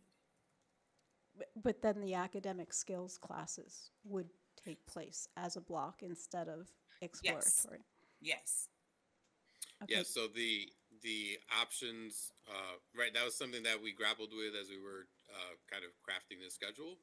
And so the options were to either occupy one of the potential exploratory periods or do it during advisory. And so the decision was made to have it take place one of the exploratory periods versus advisory because that's really a place where we're focusing on social emotional learning, on community building, and really shifting the culture of the middle school. And so we wanted to make sure that all students had access to that and still have an opportunity to take other exploratories because not all of their exploratory periods are occupied with academic skills. Whereas if we had done academic skills during advisory, then they would have had zero access to advisory, and we didn't think that would be fair to the students either. Thank you. Thank you. Tim? Thank you all for this presentation. When I looked through the State of the Schools report on page 11, a detail that I was curious about reads, "The middle school success in lowering absenteeism can be credited to its team-based structure that promotes accountability and a sense of belonging, early detection of attendance issues, and regular communication with caregivers." So I'm curious to hear a little bit more about the team-based structure, how it works, and how you see it affecting absenteeism. So I wrote that line, and then I'll hand it over to Wang. I wrote that line because from my observations, one of the key things that the team, middle school team does is they have kid day. They sit and they discuss the students. Full like disclosure. They go through what's being experienced in the different classes as a team, including how, I believe if the SC teacher needs to be there as a part of the team, they're there. So they're it's like a whole child model, and they all work together and they communicate with parents well. So that was one of the things that I attributed it to. Wang, you want to add? Sure. So the team model at the middle school, essentially there are 2 teams per grade level. And so let's use 7th grade as an example. 7th grade currently is comprised of Team C and Team D. Each team has 4 core academic teachers, so 1 math, science, English, and social studies, and 1 special education teacher that are part of that team. And so half of the 7th grade, so approximately 90 students, are on Team C. And so they stay with those teachers. They rotate through those teachers throughout the day. And so teachers have team time 3 days a week in order to have team meetings and discuss sort of strategies to best support students if they're observing any tendencies, any patterns, any challenges, any successes. They have the opportunity to strategize collectively how to support those students. And so specifically with attendance, they can see, right, when they're speaking to each other, is the student just arriving late and missing first period, right? And so they can provide targeted interventions for that.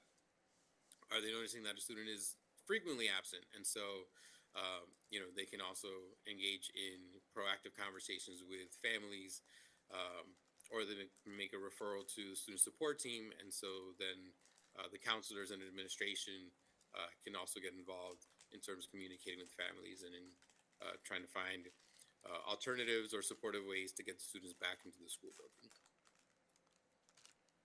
Can I ask a follow-up? Yep. I guess I'm going to pack 2 follow-ups together just for efficiency. I'm curious, is if 2 teams per grade is enough, and I'm also curious to know if there's a similar model at the high school. At the moment, 2 teams per grade is working. So we have about 90 students per team. So that results in a class size of about 22 to 24 students per core class. So trying to keep classes under 25. Once there are certain certain content areas that have smaller sections because we have special education pull out English or special education pull out math. And so the math and English classes tend to be a little bit smaller.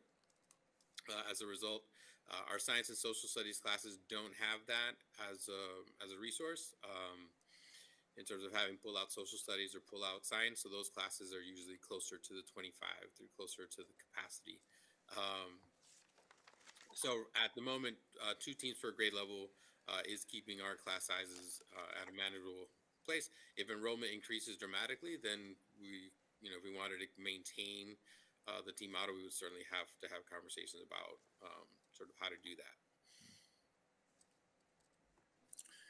And at the high school, there is not a team model. It would almost look like tracking if there was. The way the high school works is there are certain classes that every student takes a 9th grade English class. Some take it at college prep level, some take it at the honors level. And then as they progress through the grades, they have more options.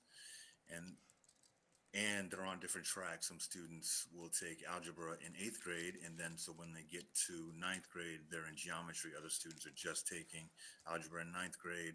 So instead of the team teachers, like in middle school, being the point person, it's more the school counselor or the case manager if they have an IEP, or the point person to be that consistent person who's going to get to know them and communicate with the family on a regular basis. I mean, of course, the teachers do that as well, but they switch teachers sometimes. They switch a couple of teachers in the quarter and others in the semester, but they have their same school counselor or their same case manager throughout their time in high school. Thank you. Thank you. Yep. William. So I have a couple questions. I know on the high school report, it says that adults are having meaningful connections and meeting with deans, but it doesn't really provide much investigation data. I know you said there was one report this year. How is the timeliness, the determinations, and safety plans? Could you speak a little bit about that? And then, are we following the 3-day caregiver notifications and the 10-day investigation completion? How are we doing in that regards? Yep, so there's been more than one bullying investigation this year. There's currently one that's open and is about to close.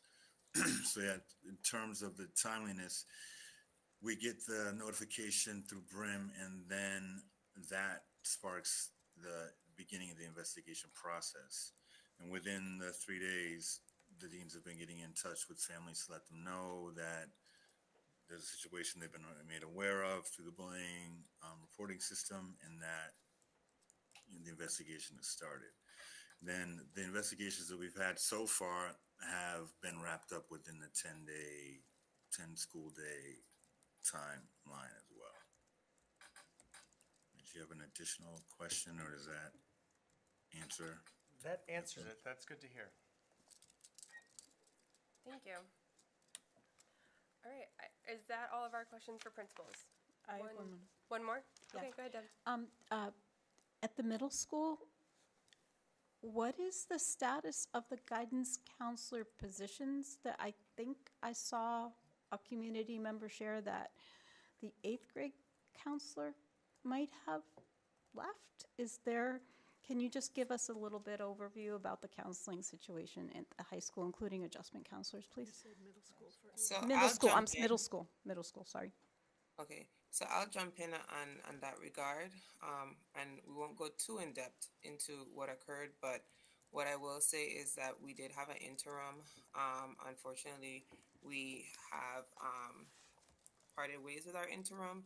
We've advertised, and I believe we do have another individual in the pipeline to bring forth. And in terms of our school adjustment counselors, Wang, tell me where we are, because I think I'm going to see the wrong numbers from where I'm at in my head. Sure. So we currently have 2 school adjustment counselors at the middle school. Those positions have been staffed from the beginning of the school year. And so they provide support to our specialized education programs, as well as for students on IEPs that are not necessarily in specialized programs. And so those 2 positions have been filled from the start of the school year. We have we have a tier 2 counselor, and we have a dean who is a licensed adjustment counselor. And so we're looking at how can we sort of use the resources that we currently have in-house to provide those services to students. And so we'll likely do some internal shifts to make sure that students have all the services that they need, and then look for and then I'll stop there because I don't want to disclose or talk about too much information publicly.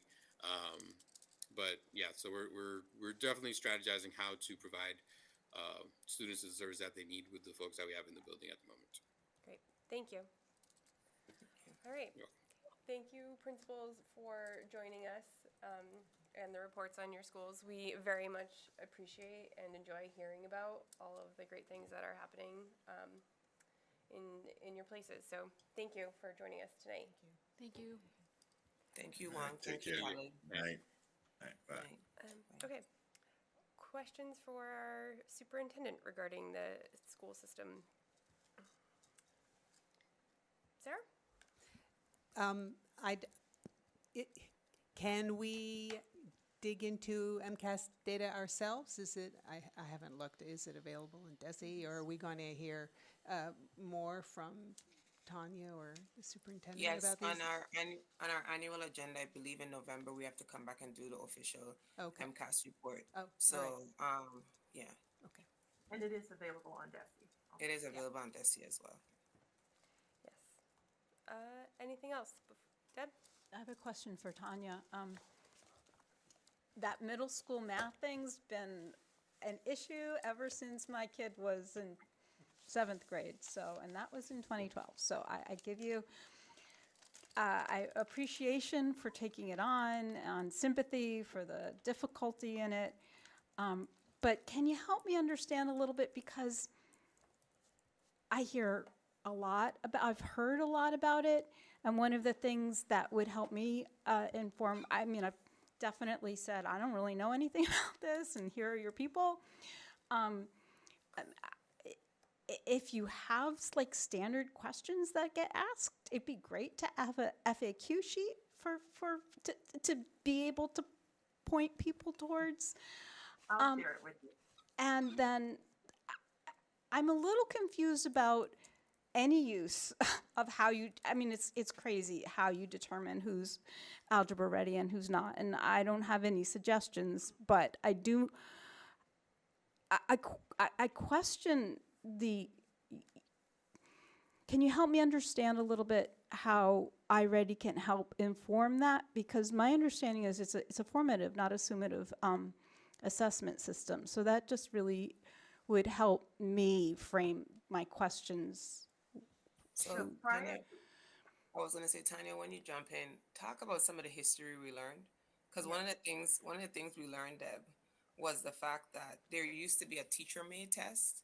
Like there was actually a test that was made in the district that individuals had shared, and tutors were preparing children for the test. So, like over the years, they transitioned to where they finally ended up using the iReady diagnostic, and it's not formative, but I'll let Tanya It's not, answer okay, the rest. that's good. Right, so the thing that we found, let's say as we were looking at it last year, coming into this year, is that the diagnostic which was used, which is where that 570 score came from, was the standard that was set the year before, because it's what was had here. It's what we had. It's how we tried to figure out an equitable way to do it. And from just listening to over the course of, let's say, 10 years, there was everybody can take it. Well, only certain people can take it. There was a lot of differentiation in terms of how it was done. And so one of the things we talked about moving forward is to go away from the diagnostic as the measure to using standards aligned. So the iReady Curriculum Associates platform has standards aligned to test understanding around algebraic concepts. So that is more in alignment to understanding readiness around it. But not only a one single test on a one single day, there's also teachers, student input, family input, those kinds of things that we're moving to. The problem was we couldn't change the structure that was already in place that these kids started with. So that's where the pilot came from, to try to provide another on-ramp to it. So at the end of this, once we get through with the pilot, there are several parents that were gracious to talk with us during the summer to talk about their problems with, and some parents had children that went in one old method, the latest method, and then going through this one. And he talked about the continuum of how it was, too exclusive, then too open, and then all of those things. But those families have been very kind and supportive to work with me. So after we have our new placement, I'm going to meet with those parents on a task force to talk through our ideas based on what we saw this year, what the data shows in terms of inclusivity, and then also take a look at what happened last year and a couple years previous. So this is the pilot this year was like literally a pilot, a stopgap to see how could we increase access, but we have to have a more formal way to talk through what does this look like moving forward. But it's a way to capture some data, and then we're going to get together. So November, probably around the middle of November, to be able to talk through, let's look at the data. What does it tell us? How does the makeup of the class change or improve in terms of the things we care about? Because we don't just care about racial equity, we also care about economic equity, and all of those things matter too. So we want to make sure that we're taking a bigger look at the picture to see where we are, and then to make some informed decisions about what does it look like moving forward. Because I think there is the part where people see algebra as a closed off system where not everybody can get access. And I don't think that was the intent. The intent was to ensure that they were ready when they got to high school. And so there is, the pendulum sometimes swing one way too far, but there has to be another method. There has to be a middle that provides us with a strong opportunity for kids to have and be ready for math when they get to high school, but also open the door that allows other people to have access. Because having an A isn't always the standard. It's how did I develop my mathematical skills? I so appreciate hearing, the way you're thinking about this and working on it. Thank you so much. Thank you. Thank you. Tim? Dr. Z, do you have, and if you don't, I can follow up with you later, but I'm wondering if you have enrollment numbers by town. Not with me. I will definitely be able to get that for you. I'll have to have it pulled. Oh, Shannon. Shannon to the rescue. Shannon So came. if you're looking for current fiscal year 26, I'm in the process of gathering that enrollment data because I need it for the regional assessment. I have last year's information if you'd like me to send that around sooner.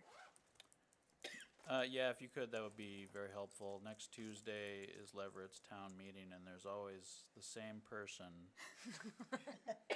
who comes to the microphone at every town meeting and many select board meetings and says, how many of our students are going to these schools? Yes. Yeah. I experienced that. Yes, you saw him. Yes. Just make up a number. Thank you. William, was that all, Tim? I'm sorry. Yes, thank you. Okay. Tanya, thank you for all your explanations on the math. It's really encouraging to hear you speak about that and trying to break it down and make it equitable for everyone. How is it communicated to families and to kids about how they can get into algebra? And after this pilot, will we have like a new way, and we'll have like, a community session where we can invite upcoming families to kind of have that conversation about this is the different ways that you can get into algebra.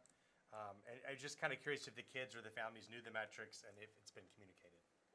So I wanted to say, William, is that it's very funny that that's the question that you asked, because there was a lot of communication that happened with this. And I know Tanya is talking about the fact that she felt like she did a misstep, but I really feel like she did a Herculean task in a short amount of time.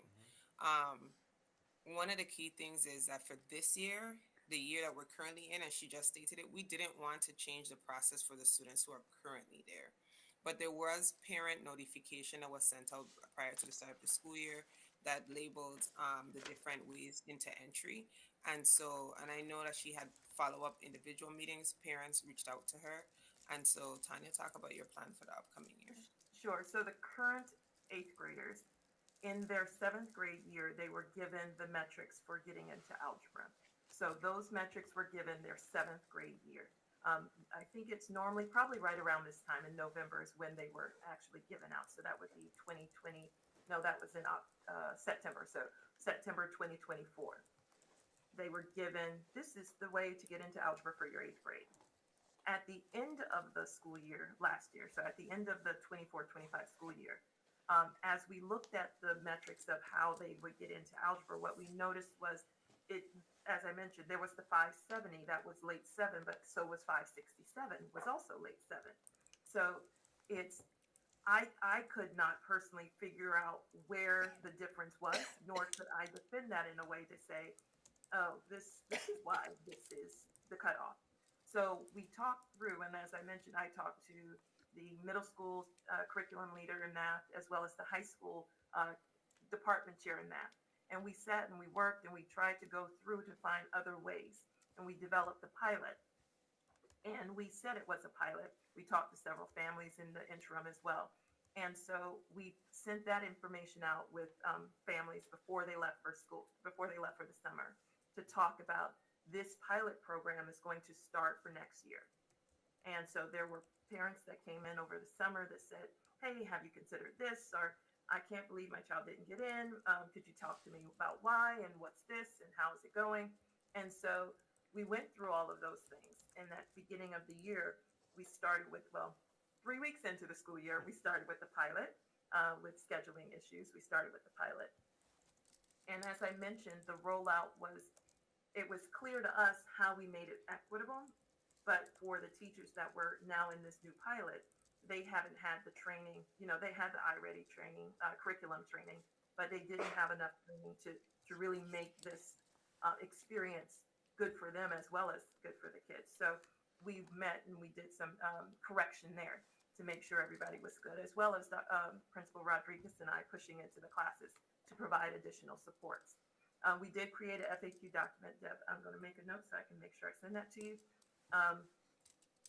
And also had parent meetings. So what would normally happen is right now, the current 7th graders would have received at the beginning of October, here's how you get into algebra next year. Well, we didn't want to do that because we need to go through the pilot, collect the data, and see what really makes the difference. Because I will just tell you we have 2 flex classes, and probably a third of those kids were doing well with the algebra because they started with algebra work to talk through. They needed some extra support, but they're doing well. So as I talked to the math team, my question was, would it have been better that we didn't try and the kids didn't realize they could do it, or to try and give them an opportunity to really show that, hey, show themselves, but also us that, oh, I could do this. I might need a little bit more support, but I really can do the math. And so it's, it depends on what our focus is, what our goal is. And I think it was worth the effort to make sure that kids had an opportunity to try to be successful in it. So it was rough in terms of, one parent said, I didn't realize they were going to start right with algebra. I might not have said yes to this because as they said, they were like, well, I wanted them to do algebra, but I didn't realize all that it took. So that was on me. And I said, okay, no problem. So it's one of those things where I think it's worth all the efforts to give kids an opportunity. It does not harm them or hold them in the class if they tried and attempted and didn't do well, because they still can get to algebra in high school, still get to calculus, still get to AP calculus. All of those things can still happen. It's just, that's the way it is. So what'll happen this year, after we get our data from the pilot, I'll pull together the task force of parents.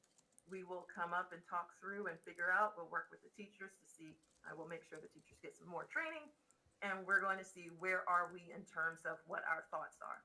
And we'll talk to families, talk to students also about what worked for them in the pilot, what didn't, and then develop our procedures for next year's 8th grade cohort for algebra. And we'll publish that and push it out, let everybody know, make sure that we have, everybody is clear around it, and then we'll take it off from there. And I thought I saw Anna's hand, but I'm not sure. Thank you. Yes, Anna. So, just as a sort of counter comment, I think that in some cases, parents care more about whether their kids get into algebra than the kids do. And I also think that sometimes parents really want their kids to be in algebra, even if their kids aren't really ready for algebra, but they believe that their kids should be in algebra. And so I'm wondering what the messaging is around those kids, and how I think sometimes the most important thing isn't whether you provide more opportunities for kids to get into algebra, but whether you provide better expectation setting for parents who just need their kids in the best place for their kids. And this is seen, I'm gonna sort of like equate this to college applications, where you don't want to push every kid to apply to Harvard. You want kids to apply to a college that is right for them. And in the same way, you don't want every kid to go into algebra. You want every kid to be in the right math class. And how do you message that? It sounds like you were right there in our meeting. Yes, that's exactly what we said. It is not necessary. So I know there might be this misunderstanding that algebra is, everybody lives and die with algebra in 8th grade. Some states don't give kids algebra in 8th grade at all. Some states give algebra in 8th grade to everyone. It's the right placement is what, like if you'll read the documents, we said the right placement for the child. And I think there is this messaging we need to do with families to ensure that they understand that their kid's not going to miss out if they don't take algebra in 8th grade. I didn't take algebra in 8th grade. I got a degree in mathematics. I think I did pretty well with my life. But I could be old and maybe they say it's different now, but I'm saying that there is a path forward. However, there's also a path. So I would say to what you said, an and versus an or. I think there has to be more equity and access to algebra. I think there has to be. I think if you look at some of our data, there was a closed way to get into it. But there also has to be a clear understanding that we want the best math fit for a child at the time that they're in. And some of that is data that we collect through the standards aligned assessments. Sometimes it's through diagnostics. Sometimes it's with child fit around the questioning. But I think as long as we help families understand there is not if I don't take algebra, my child won't succeed. That is not the thing. And maybe that is the message that has been given in the past, but that is truly not the way that I think mathematics work. And I think it's best for kids to be at the right place. And I'm sorry, Dr. Z, I think I cut you off. No, I was going to say sometimes FOMO gets in the way, the fear of missing out. Yeah. And I believe that there comes this ideal with being in the courses. And it's not just algebra. We experienced the algebra emails where parents accuse us of having children have this level of anxiety and fear. And I mean, Tanya and I sat for a while and had the conversations like, should we just get rid of algebra? Because it seems like algebra is going to cause like a real discomfort. And then the conversation was around, well, is that fair to the children who should be taking, the algebra courses? So a part of it for me, Anna, is that parent education. Like you have parents who know their children and push them, and then you have parents who have what they want for their children. And for us, is how do we balance that as a school system and just support the parent in knowing that your child is your child. It's a unique individual who has their own gifts and talents, and you have to love them for who they are. And if they're not good in algebra, there's opportunities in pre-algebra, but it doesn't stop them.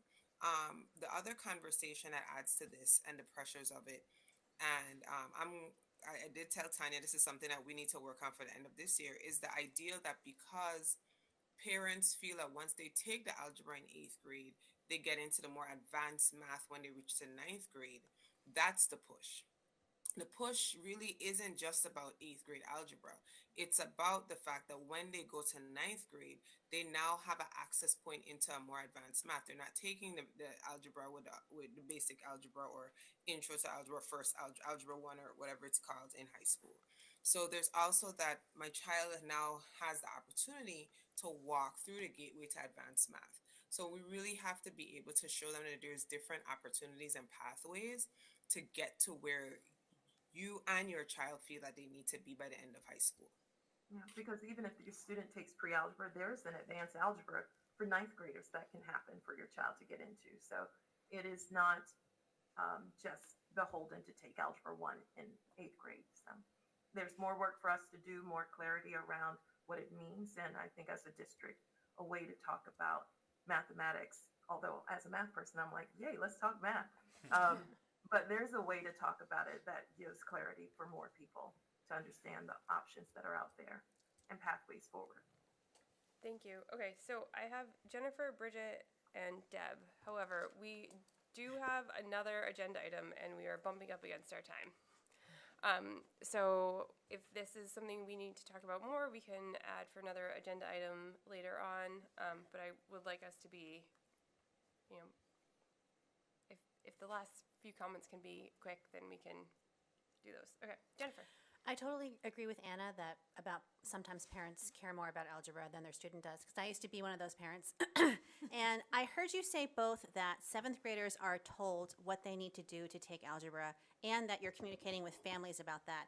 But I'm sure I don't need to say this to anyone in this room, but like students of any age and any grade cannot be relied upon to tell their parents anything about school. So I hope that when you're telling this to seventh graders, you're at the same time telling the parents with the same frequency so that everyone knows what's happening. And you don't have to respond, I just wanted to put that out there. Thank you. Bridget?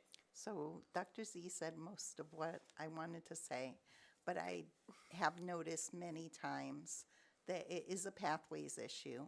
And so that people need to be informed at 7th and 8th, and again at 9th, and again at 10th, because otherwise they'll apply for a major in college and wonder, why wasn't I accepted when they didn't take the right math to be accepted into that program? So I just think it's like all the way through over and over again. It needs to be communicated to align with what professional choices students might make for post-high school. Thank you. I agree. Deb? Yeah, I just wanted to, I agree that this is a conversation for another time, but I just wanted to add that for the vast majority of students whose parents are driving this, are students who can reframe themselves as mathematicians who aren't necessarily driven to do so. And I think it's really important for them to have that opportunity to have that experience earlier on so that they can explore math if it is something that the structured learning environment can provide for them that perhaps their parents cannot. Thank you. Thank you. Thank you. Okay. Oh, I lost my agenda. Okay. Okay, so next up is the current status of the bullying prevention and intervention plan and welcoming schools training. Dr. Z? Sure thing. I'm just going to say that we attached, I know we attached it today, but we attached a brief update in regards to welcome in schools. October 22nd, the district leadership, myself, principals, different staff members, leadership staff members, directors all took part in a session by HRC talking about and previewing the November 4th session, but how do we as leaders support that training. The Welcome in School training is slated for November 4th and February 25th for this year. We're doing two sessions this year. And then we will be slated to do 2 sessions next year. We do plan, and I think I said this before, and I did speak to HRC and they provided the training on the 22nd. We wanted to strategically have that training done before the November 4th training. And we were able to engage and even talk about some of our own experiences as individuals and leaders. When was the first, your first run-in where you knew that it was a difference in gender? Was a part of the conversation, delving into those experiences and how do we support and hold our employees through that. One of the key things that myself and the district leadership want to delve deeper into is we truly want a training for the leaders, not on the content, but on creating a secure and sustainable system. Even as we, in our elect meeting, started to work on policy ACAA and pull out the different procedures. Right now, we have 6 procedural groups that we started working on, and from non-discrimination to student information systems to just vast reading. It's real. The training for district leadership has to and must look a little bit different because we are not in the system. We have to kind of firm up the system so that the system continues. So that's definitely something we want to do in terms of future work. In terms of the bullying prevention and intervention plan, as you know, based on a PRS, the steps that I chose to take was I chose to audit our practices from elementary up through the middle school, and since it's the region, I'll speak that the interviews have already, for the audit, have already begun. We're investigating the practices at the high school. We're also, as a part of the audit, going to do a couple focus groups These focus groups in the audit will focus on experiences at the high school. So we've reached out to community groups. We are going to reach out. We asked for parents and students to kind of give the perspective so that the audit does have a perspective of the high school, whereas the investigation is more in depth. The bullying prevention and intervention plan, as a part of our DESI findings by November 21st, we have to review our protocols and our system. So the audit is actually what is being used to review our system. It's a very thorough audit outside of the interviews of the individuals who are taking part in it, like who leads the bullying prevention and intervention. We've given our plan as well as our updated protocols to be reviewed. Once the audit is done, recommendations and findings will be sent to the superintendent. I will share those with you.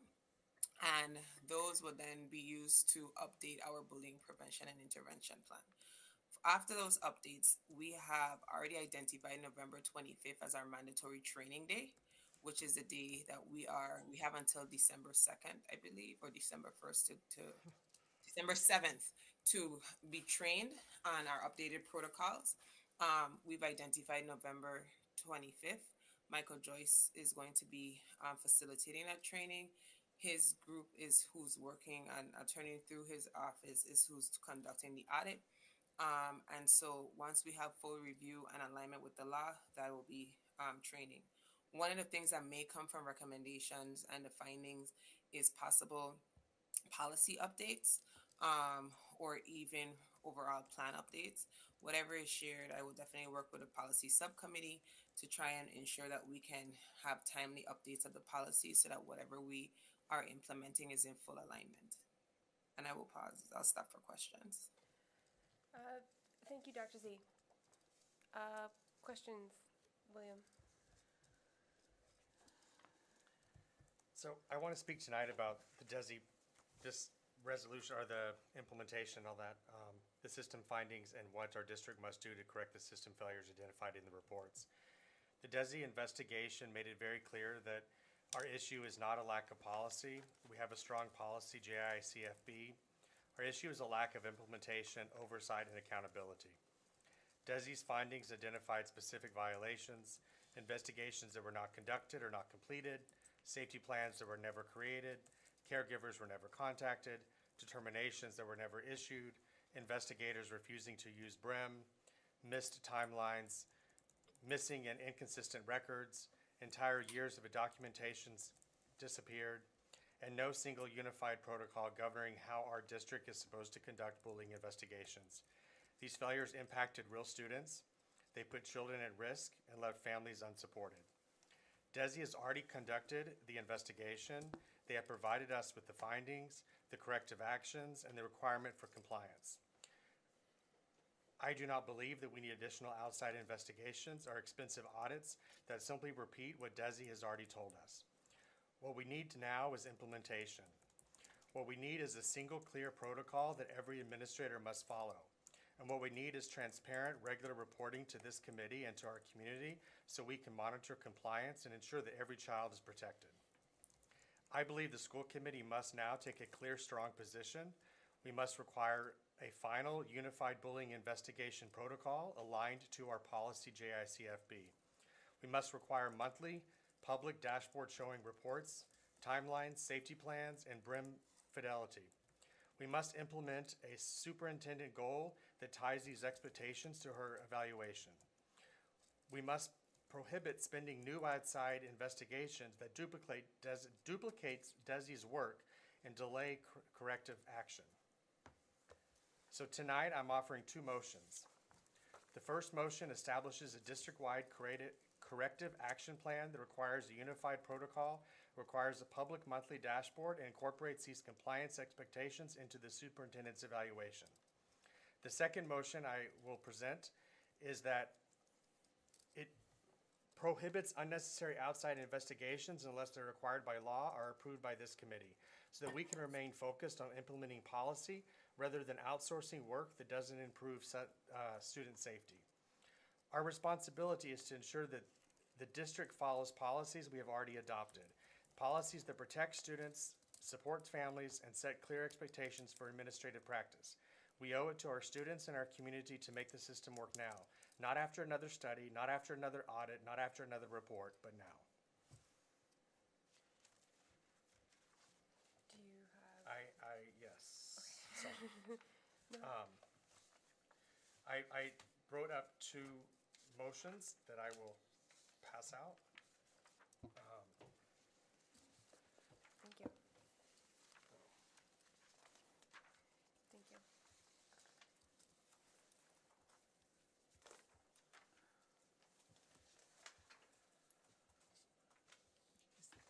As a point of order, William, would you send me your statement for the minutes? I sure will. Thank you. Sorry.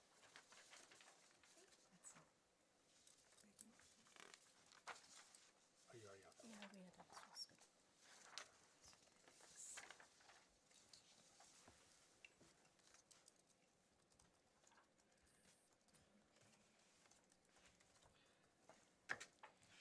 Do you want to speak to one at a time? Sure. I think, is that, Yeah. okay. So I move that the Amherst Pelham Regional School Committee adopt the following directive. 1, corrective action plan. The superintendent is directed to implement the corrective actions identified by DESI PRS letter finding October 2025 and ensure full compliance with policy JICFB and MGL 71-370. 2, required deliverables. The superintendent shall submit the following. Final bullying investigation protocol by December 15th. Monthly public compliance dashboard, including number of reports, BRIM entry within 24 hours, caregiver contact within 3 days, investigations completed within 10 days, determinations issued, safety plans created, follow-up monitoring, instances of non-compliance and corrective actions. Monthly BRIM fidelity audits, annual district-wide training plan, year-end compliance certification, reporting. The superintendent shall present the dashboard at each regular school committee meeting. Superintendent accountability. These metrics shall be included in the superintendent's 2025-2026 evaluation goals. Okay, I'm going to second, so then we can have discussion about this motion. I have first a clarifying question. So these,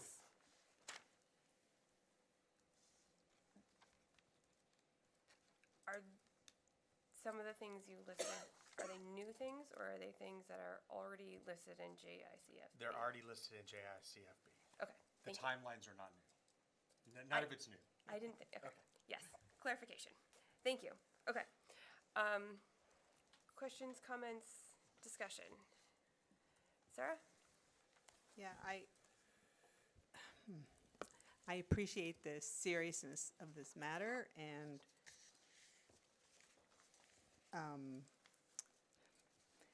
I want us to have a thorough discussion. I just feel like, wow, it's already 9:20. But here's some questions or thoughts. The item 1 on this motion, I don't see why we need to direct the superintendent to undertake the corrective actions that Desi's told her she already, or this district has to take. I mean, she's doing it. I don't see why we need to tell her to do it when Desi's already told her to do it. So, maybe William can explain that or let it go. I also, this seems like a policy or an elaboration of a policy. So I just wonder if that might be a better route. Like, I mean, some things have dates coming up very soon, but I have the impression that you would like some of this to carry on into future years. Maybe I'm making that up, that you would always want to have the monthly dashboard. Maybe I'm wrong about that. It's not currently in our policy, but we have, these steps are in our policy and they're not happening. Like, it's been a year since we activated our policy, and our districts are not following our policy.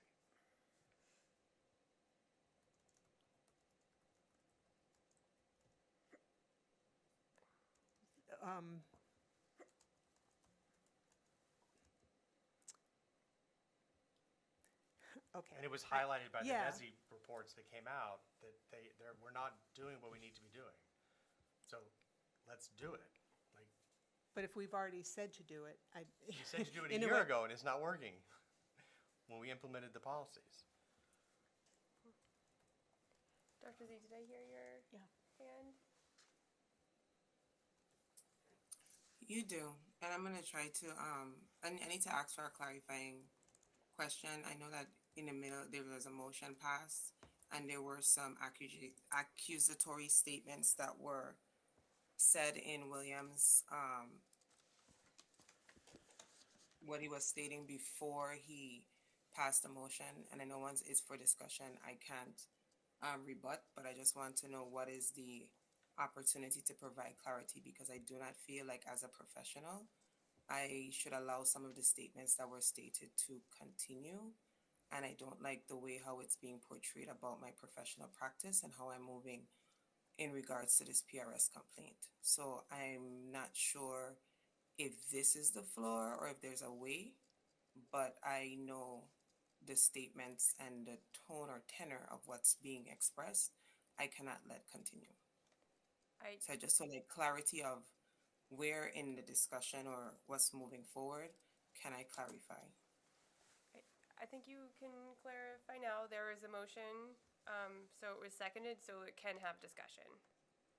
So I know, but I know I was told before that when there's discussion, I don't think I'm supposed to intervene, but if I can, I'd like to clarify I'm telling some you, of you can. what's. Okay, thank you. So, first of all, I do not need anyone to tell me, or to make it seem like I am not taking this seriously.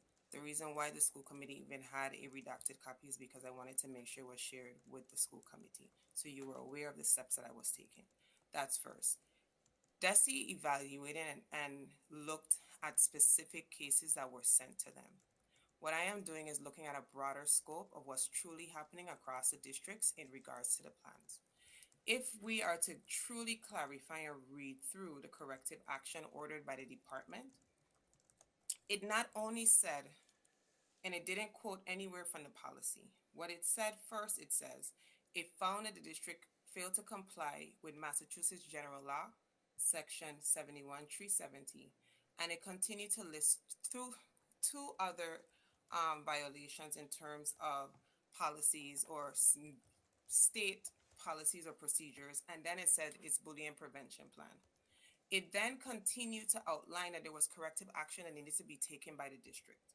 One of the corrective action is that by December 2nd, the district will retain services of someone outside of the district with expertise in responding to bullying concerns and conducting investigations, to conduct a training for all staff members at the middle and high schools responsible for receiving and investigating concerns of bullying as it relates to it. It also says we will keep a written record and will submit to DESE by December 7th. I clarify that that training is scheduled for November 25th. Moving on, by November 21st, the district is supposed to review its record-keeping system for all bullying complaints, conduct a review to ensure that its system requires designated staff at all school buildings to input the same information and maintain the same documentation for all investigable bullying reports during the school year for events, facilities. They are asking us in that review, a review which is also an audit of our system, of our record-keeping system, and making sure that people, the leaders who are supposed to be doing this, is using our systems the way it's supposed to be. We are then, by December 1st, supposed to submit a narrative, and they're bulleted key points, questions in the narrative that talks about how are we recording complaints, what forms are we using, where are the forms completed, what is the staff member, which means that for us, we need to go through all of these things. The steps that were brought in that are being done, I would have preferred, and I'm just saying this clearly in my directness, if we weren't clear on why something was being done, before we accuse myself and the team of doing something, ask us. We are clearly saying that we have a plan, but there are also laws and policies that we are needing to follow. It doesn't anywhere in this, and I didn't see it, state that we were not abiding by the school committee policy. There were direct laws that we were violating. The bullying prevention and intervention plan, there are steps that were being not followed consistently. And just to be clear, these cases that were analyzed by DESI went back into the previous school year prior to my arrival of 2024. So what you saw when it came to the lack of record keeping, not being able to have clear things, that was not just for the school year that I was under when I came in. That was from December of 2024, looking at our previous system, thing else as well.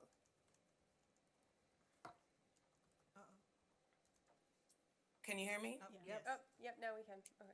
There, Thank it is from the previous system into the process, into the current process.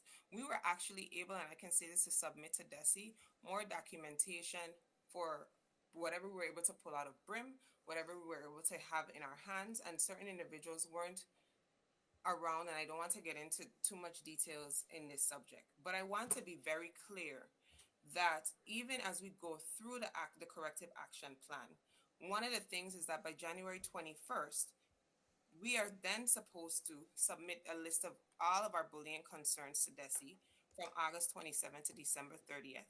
And then they are going to go back, take a sampling of that, and then see if there's any further corrective action that needs to be taken. One of the key things I know is that I don't know, I learned the law, I read the law, but I don't dabble in the law. So that is why we're bringing in individuals who are actually, as we can see, able to help us review our systems to make sure that we are updating our plan in accordance to the law, but also what is it that we are doing, or where are the gaps in what we're doing. So I have taken this, my team has taken this very seriously. The one thing that I consistently say, and I say this all the time, I'm about children, and I'm not about this not being dealt with effectively. So I really do not want that to be the narrative that is out there. And I have taken the steps that as superintendent, I think is going to give us a clear picture to meet what DESI has required us to do. And I'm here for any questions or to provide any clarity if there's any committee member that is not sure as to why some of the steps are being taken and how it is. Because one of the things as well is I'm a part of the process. So for me, I want to know where in our role, where in the role. Like one of the key things is parents weren't even aware that there was an appeals process, even though that line was in the letters that were issued.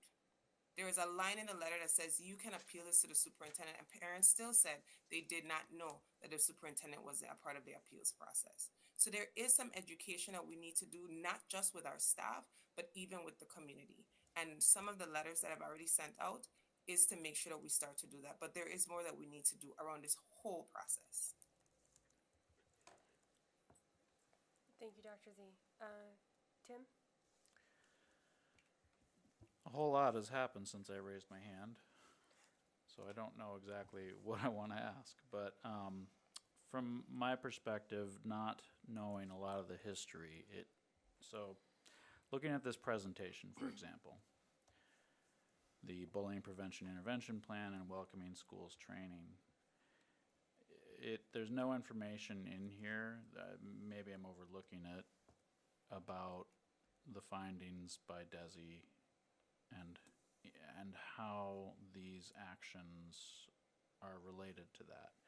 I've seen a number of email messages copying the regional school committee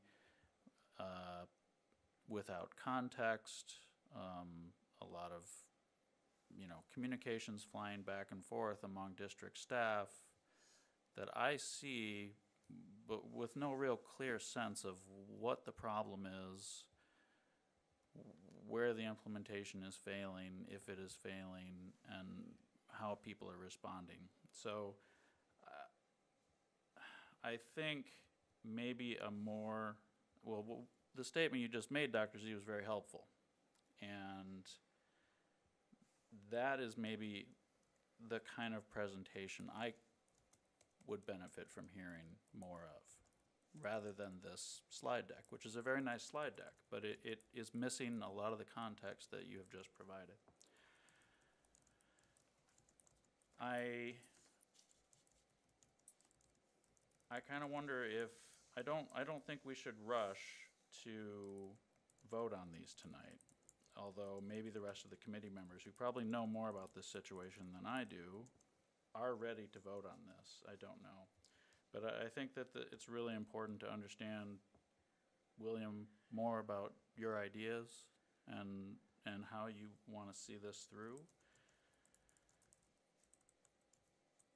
And, you know, just looking at them, they make sense to me, and I think one of the issues, I think the last issue I'll comment on, because I'm rambling, I apologize, is that there is a recurring tension between how we as a school committee are supposed to govern and how Dr. Z as an administrator is supposed to do the work of administration.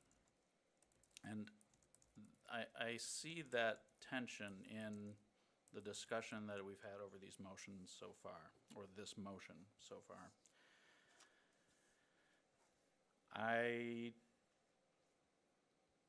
Dr. Z, I really didn't hear much in what William said that was of a, professionally accusatory nature. It was instead, based on what I heard, an attempt to govern.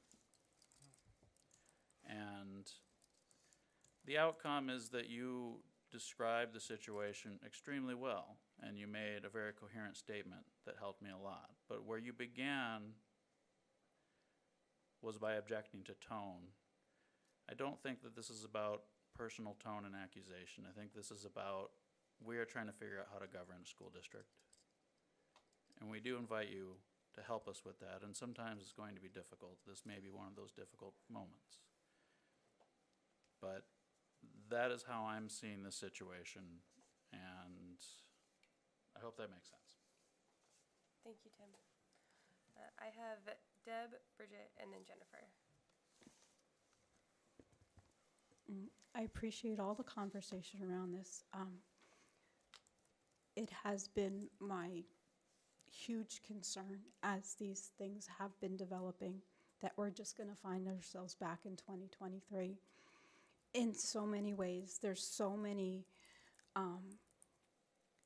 signs that were missed or that could have been missed the first time around that we are committed, I think, as individuals, as a committee, and as a central office to do something about. And I support William's attempt to make sure that we as a committee hold ourselves responsible for doing whatever we can to make sure that children are not injured. So I support this motion. I appreciate what Tim said. And I just have this tiny little comment that something I found on board docs the other day under policy. There's a pull down menu with policy, and you can actually put plans up there. And there haven't been any. There's like 3 of them.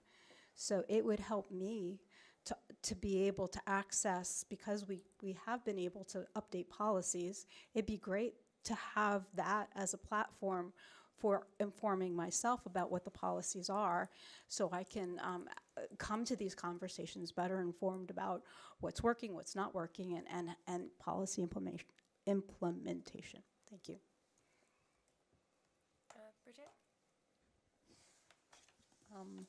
Thanks, William, and thanks, Dr. Z. I feel like this is an important conversation to have.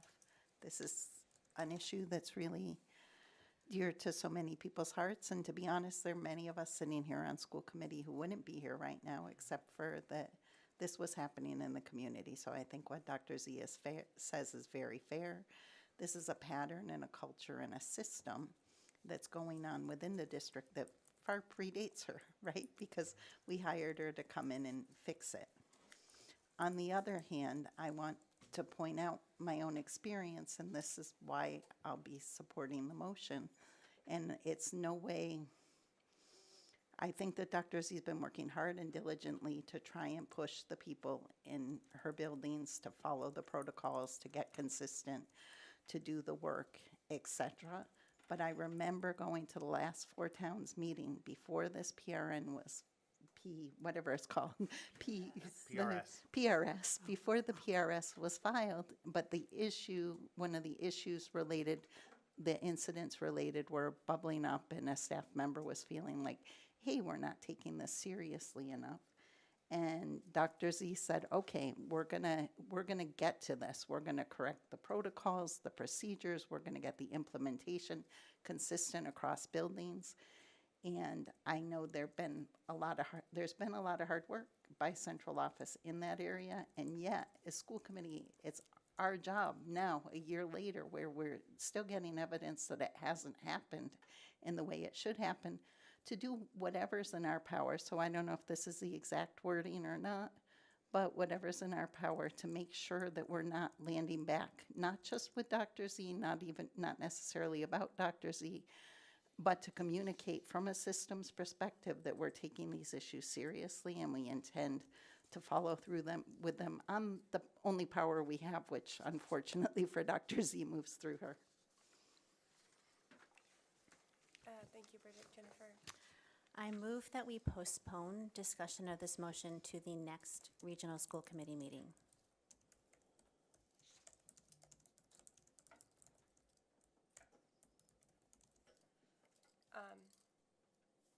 Okay. You need a, Point of order, is that, so that's a tabling motion? So apparently tabling a motion could mean you never get back to it. I do want to get back to this, so that's why I specifically said postpone to the next meeting. let me just check my little Robert Rules cheat sheet so I make sure we can address that correctly. Can I ask why? You can if we are discussing the motion, but it hasn't been seconded yet. Sorry.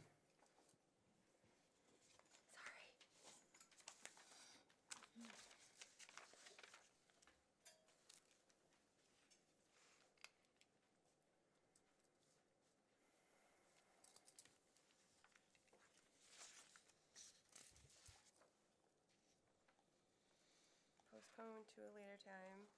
So we need to be second, and then it's open to discussion, and then it is a simple majority. Sorry, thank you for your patience. The next regional meeting is, oh my gosh. November 25th. Thank you.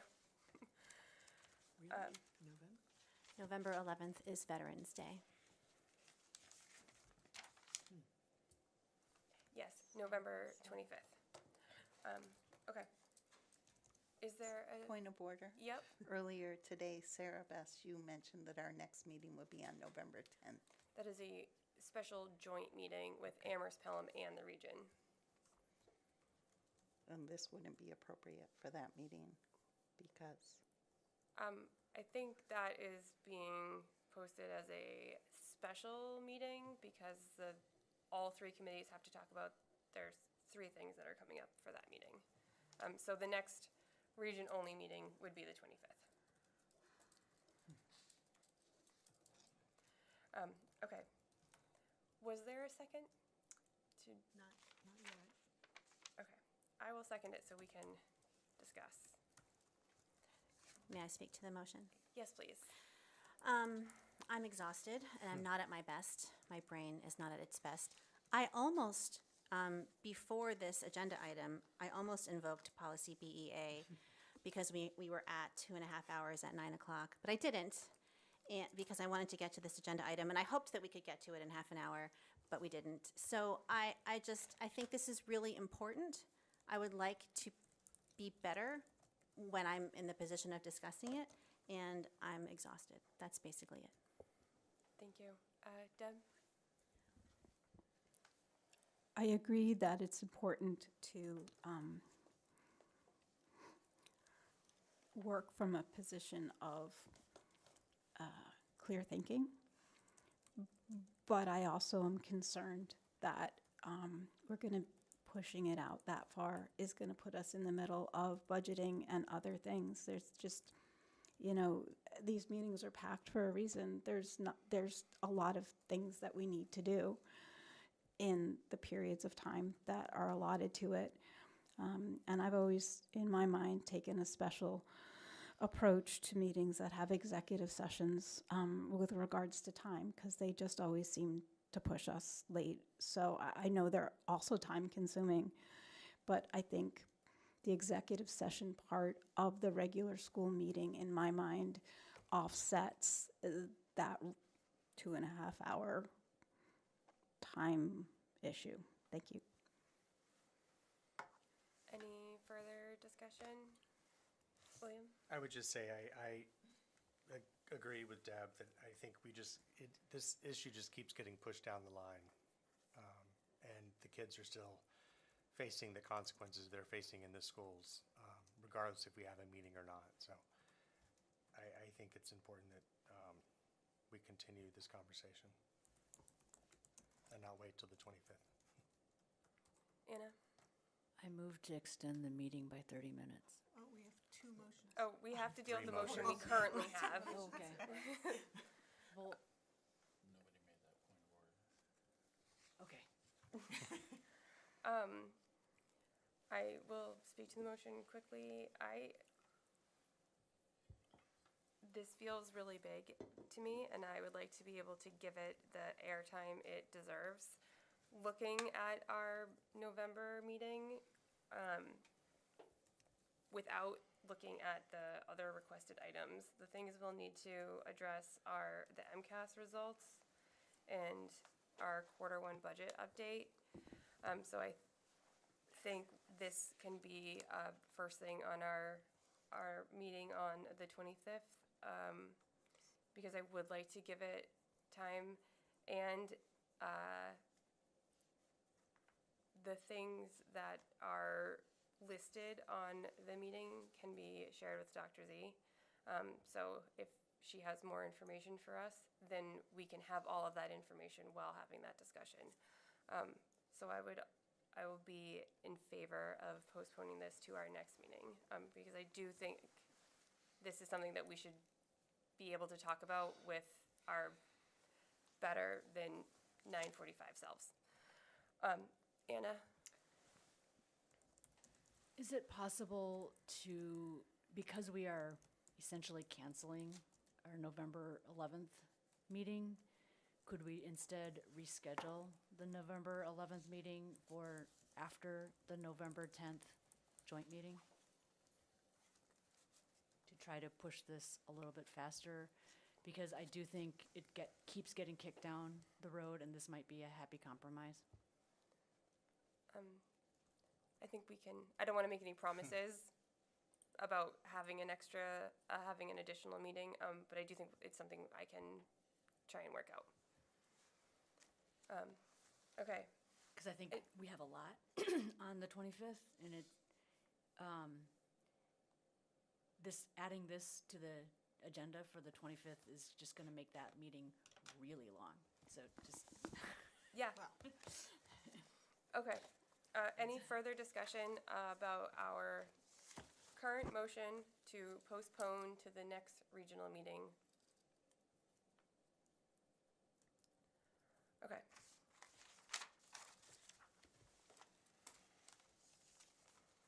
Feel like I'm gonna have to write this one down.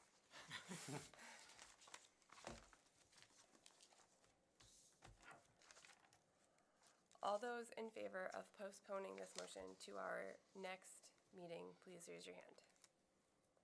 1, 2, 3. Jennifer. All those opposed to moving this to our next meeting? 3, 4. 10.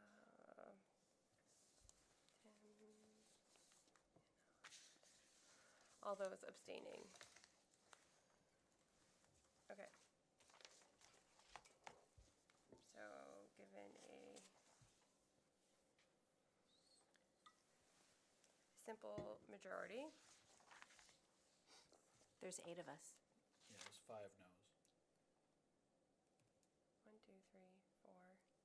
There were 3 yeses. 3 yeses, 1 abstain. No abstain. Who abstained? Bridget. Bridget did. Oh, I'm sorry, I didn't see that. I see both sides of the question. I apologize. So the motion fails. So the motion fails, to postpone it to the next meeting, which means the original motion is back on the table. Okay.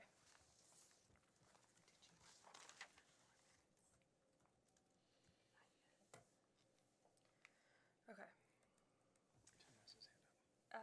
Yes. Hold on. Sarah had her, and then Sarah. So we're back to, We are back to the motion. Okay, okay. paper Only motion. one And- motion. Motion one. We only have one, well, we have two, but But only one. one has been seconded. Yes, so, I think my concern is whether any of these deliverables and the dates conflict with anything DESI is requiring the superintendent to do. I don't want to have duplicative work or conflicting timelines.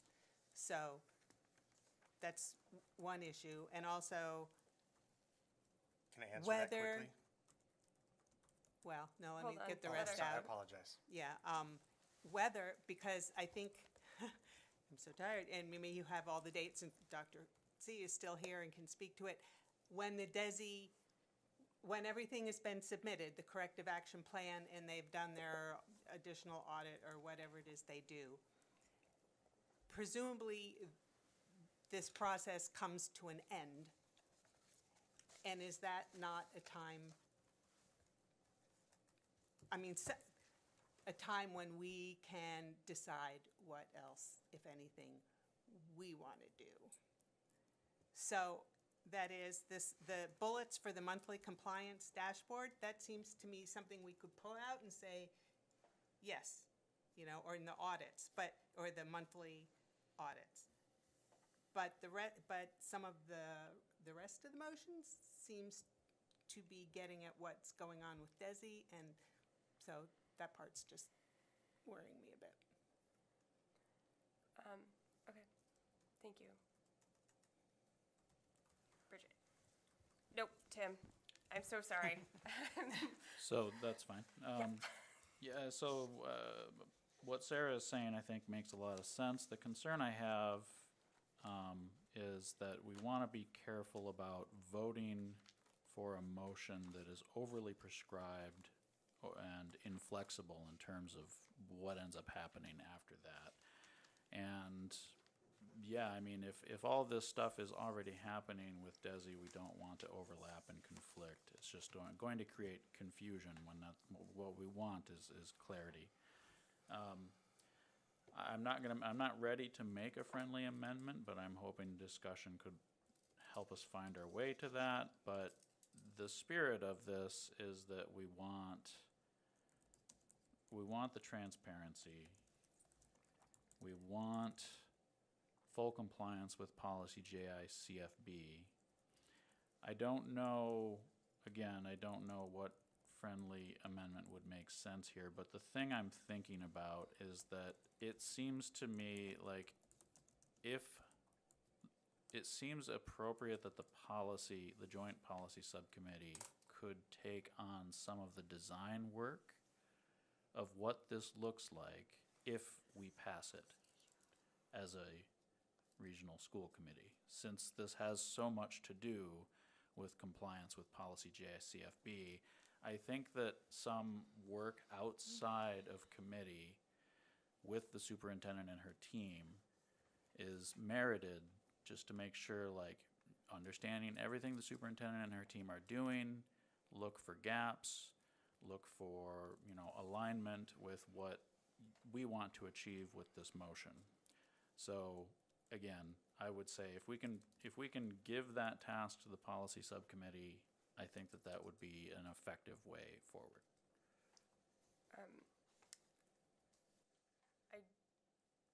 Quick clarification is that we have to be, as school committee, we write policy, right?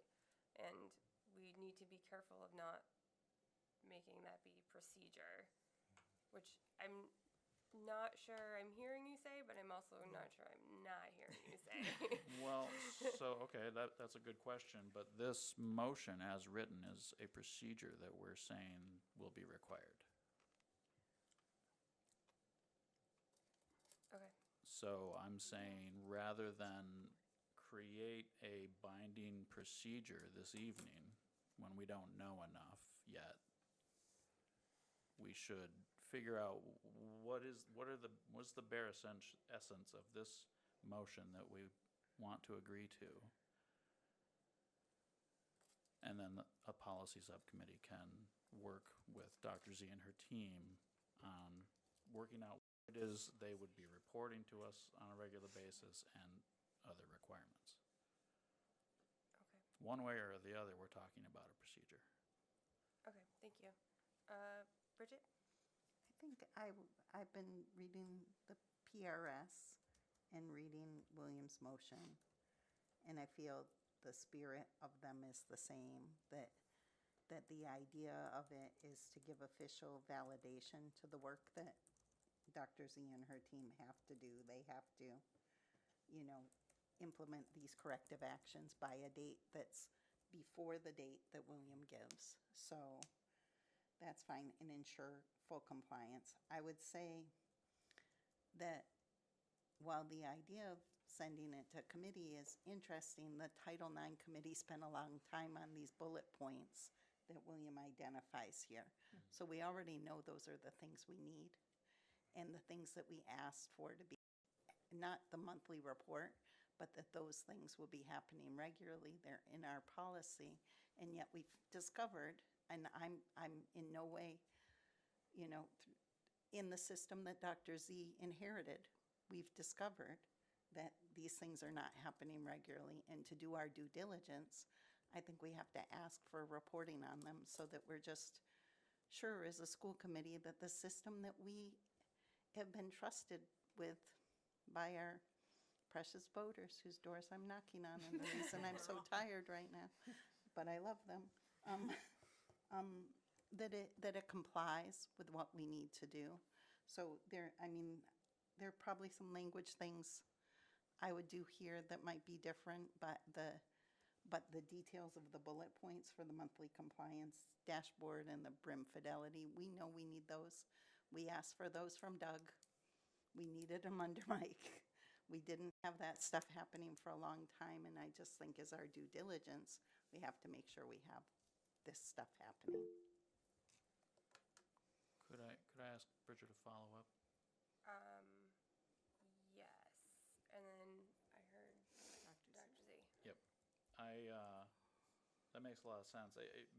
So I'm not aware of the source of all this, and so maybe if we could include that language, it doesn't have to be in the motion. That's not really necessary. But so you're saying that all of these required deliverables under item 2, the bullet points, these all come from the Title IX subcommittee? Yeah, and then we work together with policy, and to create a policy that includes most of these. I have to pull up, I wish I had 2 screens right now, but.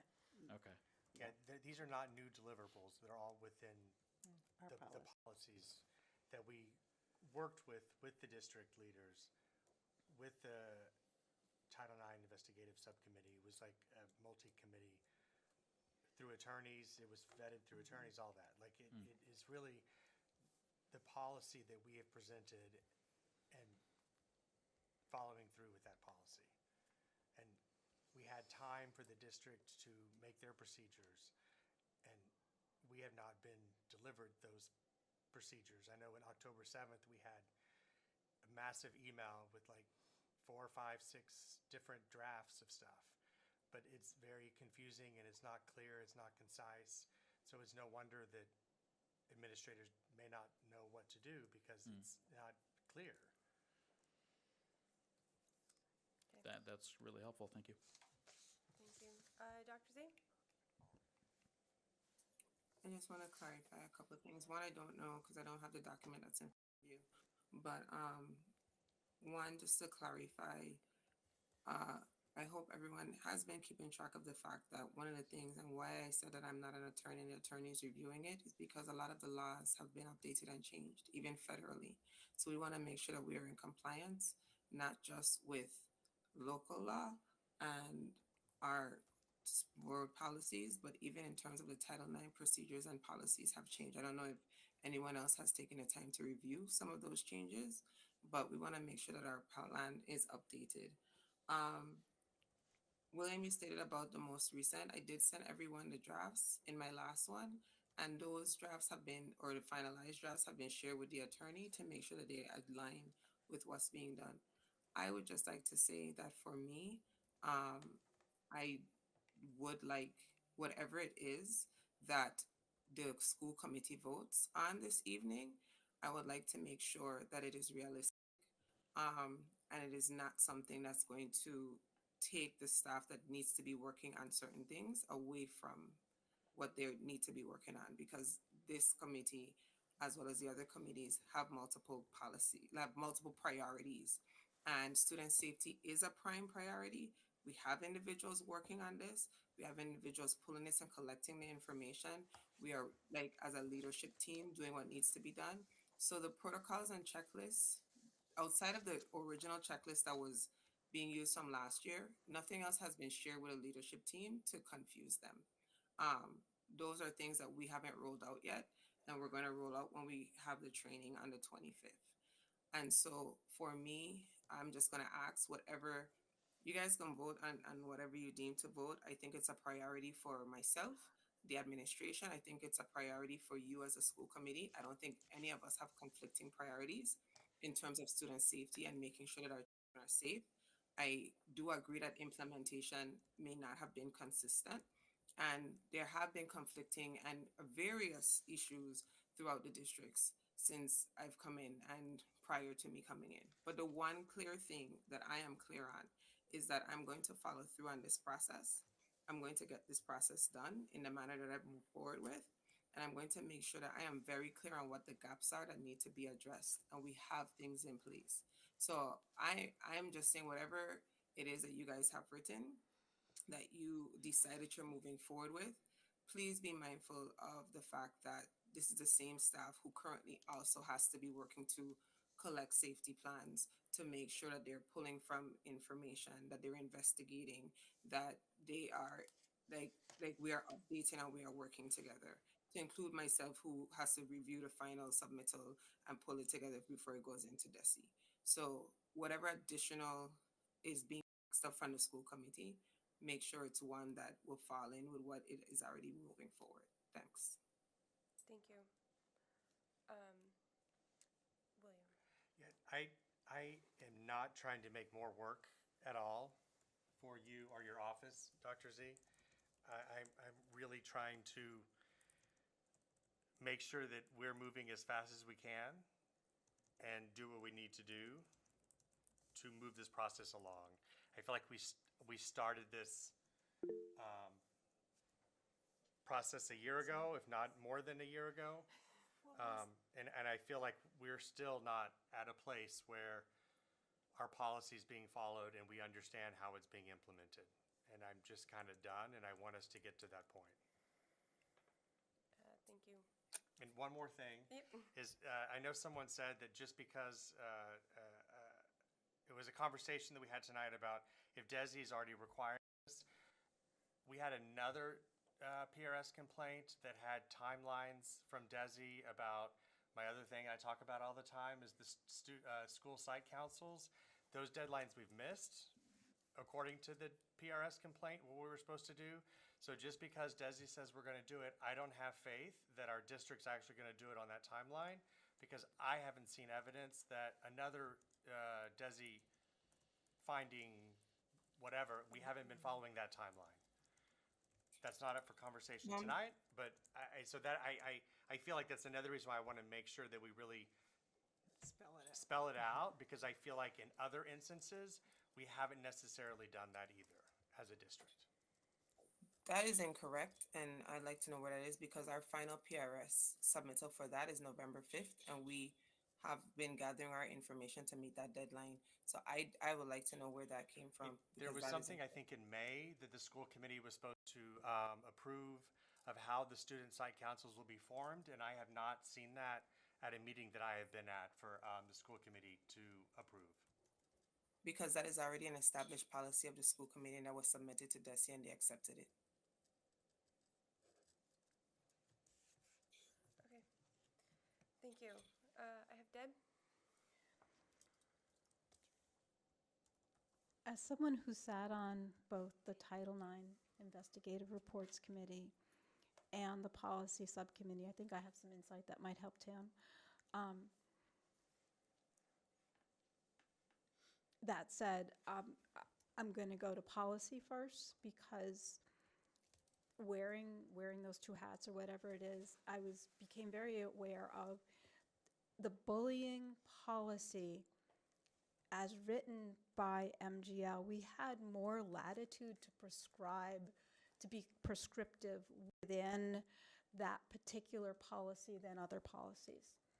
So given that, I think this is consistent with that ability to prescribe. And of course, there's a very serious reason why we're given that. I also see this as just a way of saying to the community and to the community in particular that we're supporting Dr. Z in her work in prioritizing it. I don't see it as a competing priority. I know you can't have everything be the number one priority, but this, to me right now, student safety is always going to come before everything else. So the fact that in the nature of life and jobs and things, sometimes things get bumped down off the top of your list because something else circles back to the top is something that I'm willing to live with because this is that. I would like to say that sitting in this room as a candidate for this seat or a seat on the Amherst School Committee, and hearing Dr. Z say how stretched thin she's been and how bare bones her staff is, I would like to say, again, this is a budgetary issue. We cannot do our jobs. She cannot do their jobs. The job cannot be done unless we have enough staff to do it. So regardless of what metrics and numbers look like, we are saying, and our community is saying, this is important. And it needs to be done. And it can't be done at the expense of other things. It needs to be an and let's not be that. Let's not go back in time. Let's move forward and learn from the past. Thank you. Thanks, Deb. Anna? So I do believe that Dr. Z is putting in a large amount of effort to fix this situation. I also believe that it's taking a lot longer than anybody in the community has wanted. I think we have asked Doug Slaughter for reports on a almost meeting, every single meeting for reports on bullying. We have asked Dr. Z for reports on bullying, and we have gotten very few actual reports on the status of bullying so far. So I don't think that this directive is asking for extra work. I think it is asking for information for us to be able to have accountability. We cannot hold Dr. Z accountable if we don't know what's happening. And this is the only way for us to know what's happening. And so if we aren't getting the reports, if we don't get to hear about the information, we can't know if things are happening on time. And so maybe we don't need it every month, maybe we can live with it every other month, but I do think we need a commitment to having that report given to us on a timely fashion. And we can negotiate that, but I do think we need a regular report on those indicators. And by just stating, we expect you to comply with the DESI order is not asking the superintendent to do anything extraordinary. It's just saying, we are holding you accountable for doing what you are legally required to do. And that's, you know, it may not be necessary, but it is our commitment to the community to say, we are holding the superintendent superintendent responsible for making sure that this happens. And, you know, I don't think it's punitive. I don't think it's critical. I think it is just our way of showing the community that this is extremely important to us and we really need it to happen. And so I will support this motion. Tim? I don't think I raised my hand. Just kidding. Jennifer? Okay, William, I have some questions about the bullets in number 2. So monthly public compliance dashboard including, and then those 1, 2, 3, 4, 5, 6, 7, 8 bullets are part of the dashboard. So I think of a dashboard as a place where you go to get data and metrics. So number of reports seems obvious, number of reports.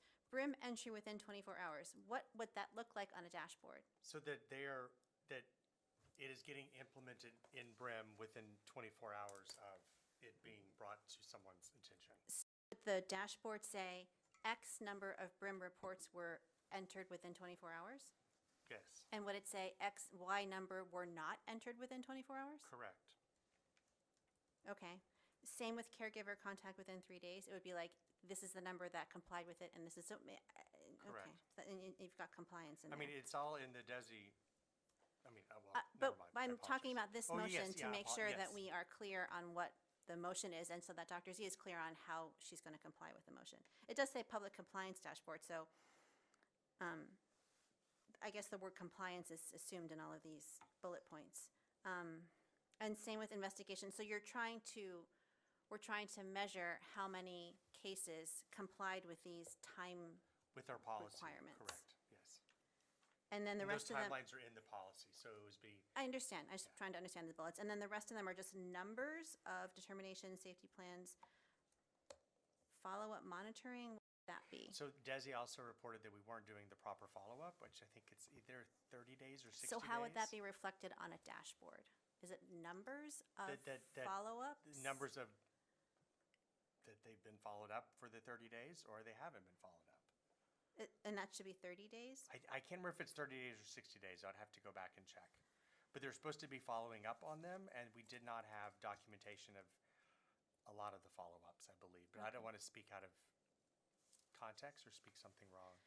And then instances of non-compliance and corrective actions, is that like non-compliance with the With the policy. the policy or the procedures? Plan, the The implement. plan. Well, we only have control over the policy. So this would be, in my, non-compliant with the policy. So if they haven't hit the 10 days, they haven't hit the 3 days. Gotcha. They haven't done the stuff within our policy. So how many instances have we had that haven't been in compliance? And then what have the corrective actions been?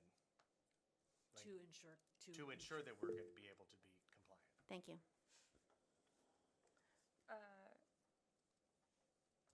I have Dr. Z and then Sarah. I ask the school committee to be mindful of crossing into possible personnel lanes when you ask for what corrective actions may be. I also ask the school committee to be mindful of the fact that let's use data in a way. I heard Anna say, what's the harm in having to direct or to say, to direct this? It promotes the perception that you had to tell me to do my job. And that is to me, that is very incorrect. That is the part that I think, Tim, you felt like it was tone, it wasn't tone. I heard the language that was used and was read, and it was clear, it was to direct the superintendent to comply with the DESI PRS, which to a person listening will cause the inference that I was not complying with it, which is incorrect. So that if anyone would like to know on the record what my complaint is, with it being seen that you are directing me to do something that I am already doing, is it's making it seem like I am not doing my job. I would have concerns with some of those data points to include if there's corrective action or not being placed. A question can be asked, but if someone is to ask what is the corrective action, if it is something that requires a student or student or personnel record to be adjusted or to be implemented, that it goes beyond stuff that I can say publicly or that doesn't necessarily go into the realm of the school committee. So I would like to make sure that whatever is being asked, that you analyze it and you walk through it to be clear that you're not crossing into a realm and asking me to put things publicly that could further jeopardize or put us in a liable situation as a district. Thank you, Dr. Z. Sarah? Yeah, so a couple of things. I hope, so first, and I hope it's a quick answer, what is a fidelity audit? Just that we're doing what we need to be doing, that's all. But what is being delivered? This is a deliverable. I don't understand what would be produced. I mean, that isn't addressed by this dashboard. Right, I think it's probably addressed by the dashboard. So we could strike that friendly amendment? I would Okay. take that. Okay. All right, we haven't mentioned talked about number 4 yet, about including these metrics in the superintendent's goals, which we haven't even passed yet. And I guess I'm just a little leery of kind of, I mean, I was going to say privileging this. I mean, obviously it is extremely important issue to all of us and the superintendent, but I feel like it's like, can't we discuss that in the superintendent goal setting discussion, which we're going to have to vote on them. So I feel like this is out of place. Not that we can't do that, but maybe this is not the motion for it, because we have to come back to the goals, right, and the metrics. So are you suggesting I a would friendly amendment to strike I would, number yeah, I 4 would as well? remove that from this motion, and please, bring it to that discussion when we revisit the superintendent's goals and the indicators and all that. Or there's a superintendent evaluation subcommittee. They could be tasked with figuring out how to incorporate them in light of whatever the goals turn out to be. So. I would be kind of opposed to that friendly amendment because I feel like that is the only way that we can hold the superintendent accountable is by doing the evaluation. So I feel like that's a very important piece to this, is that it's part of the evaluation. But if there was assurance that the evaluation subcommittee would work with that, then we could take it out and they would work with that. I can speak quickly to that. We have a meeting on the 6th. Soon. At which we're, at which we're talking about the goals, indicators, and, oh my gosh, evidence. Artifacts. So that can be something, that meeting has already been posted, which includes that, so that could be easily, that conversation could be had at that meeting. So do you accept that friendly amendment, I guess, to let, because it can always come back, we'll be voting on the. I'm thinking about it. You can think sorry. about it, you don't have to Okay, answer. Okay, we can, Tim? So part of what we're doing here is figuring out accountability and governance. Part of what we're doing is working on building consensus, and that includes Dr. Z. We're trying to build consensus with each other and with the superintendent. We're also trying to set up our superintendent for success.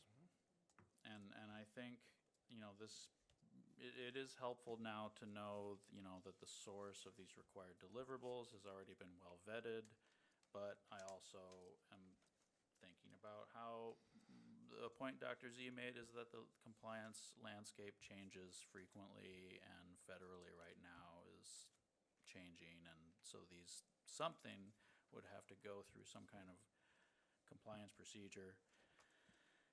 I think that I'm very hesitant. I want to support this motion, but I'm hesitant about how much design is packed into the motion. Jennifer has pointed out a bunch of questions, some ambiguities with some of these metrics. These may have been resolved in that part of the deliberation, but I think that there is an opportunity to step back and say, let's have a subcommittee work on designing these deliverables and then come back to the committee. I don't see that they are designed. I see that they need additional design. Yeah, I mean, on the one hand, so instances of non-compliance and corrective actions, that does not really, it's not really a red flag for me because I know that Dr. Z knows how to report instances, that's a number. Corrective actions could be a short list of categories, training, I don't know what the corrective actions could be, but they're, you know, it's a list of categories. Those would not reveal details about personnel. We don't need to go into design on something like that because we know you would know how to deliver that in a way that balances both transparency and confidentiality. But I also want to support Dr. Z having an active role in designing this, because I think that that is important for consensus building. And that is why I would like to see this go to subcommittee. I would like to vote on this tonight with a friendly amendment that removes a lot of the specific deliverables and replaces them with, you know, the superintendent shall work with subcommittee X to design deliverables that will be given on a timeline and to the committee on a monthly basis or whatever. Thank you. Deb? So maybe I'm missing something that everyone else is, because I don't see this as more than informational so that we're aware of what's going on. I don't see this as what, as prescribing what corrective actions are taken, just asking, finding out if corrective actions are being taken. I don't see any place where we're specifying about individual personnel. I think we're just asking if personnel have been followed up on. That's the worst sentence in the world, but so I just don't see what other people are seeing. Sarah Beth seems some space for the timeline to work. My understanding is we were voting the goals on the 10th. So I'm just feeling like the timelines that with the space that we're trying to create here to have the kind of work that Tim is looking at is not, I don't see that space and time. And honestly, as important as that subcommittee is, I am spent. That FSS report kicked my butt. And, you know, and I haven't done any campaigning, and we're coming up to budget season. So I appreciate the sentiment, but I feel like let's not set ourselves up to be in a position a month from now of saying, oh, we should have done something sooner. I don't see the big concern in voting this and continuing to work also on making sure that important things happen in a timely manner. Thank you. Bridget? Well, I mean, that's the reason I didn't vote for the extension until November 25th, is because the time is now. We can't go another month without acting with people seeing this and not knowing that their school committee's behind them. And I just want to, with all due respect, because I know you're new, Tim, and so you don't know how many nights me, William, Deb, who else was on? Mindy Dom came to almost every one of our meetings. Irv was there, where we looked at this at length and came up with these specifically. And I wanted to talk to the Title IX piece in particular because we knew that we had a new administration. And we spoke in the light of both administrations and that we would likely return to the previous Title IX instructions, which we have, right? And Mark Terry, who gives presentations to the Mass Association of School Committees, said, no, I think you're good to go ahead. So I don't think there's any legal issue here. I'm sure if there were a legal issue when Mindy sat through all our meetings, she probably would have said, hey, you might want to check legally as well. And there've been so much time spent on subcommittee on this, particularly these items on the compliance dashboard. Right. They could be visually represented, they can be numerators over denominators. They don't have to have any personally identified issues if we pass it in some, and I wanted to mention one other thing, which is we have precedent for having a superintendent school equities in the superintendent schools. We just did that, very shortly ago. So those are things that you do have to work in. And so this committee saying, hey, these couple of things are priorities for us isn't a big deal. We've done it before. The very last thing, what was I going to say is the last thing. If it turns out we've made some horrendous thing, we can bring it back and say, okay, change this. But I feel really confident. And the only very last thing I want to say is, to me, this doesn't say anything about this superintendent not doing their job. We hired this superintendent to do this job. One of her statements is, safety at every meeting, safety and healing, right? This is all we're talking about, is that we're together with Dr. Z and safety and healing. Thank you, Bridget. Anna? So I want to talk about two things. One is the word directed. And the reason we're using the word directed, or William used the word directed, is because that is the way the school committee can tell the superintendent what they want her to do. And we can't say the school committee would like, because when the school committee gives a directive, then that is something that they are requesting that happens. And that's just the language that needs to be used, and we're sorry that it makes it sound like you're not doing your job. That's not the implication that we're trying to make. We just want to make a declaration that ensures that we are on top of something.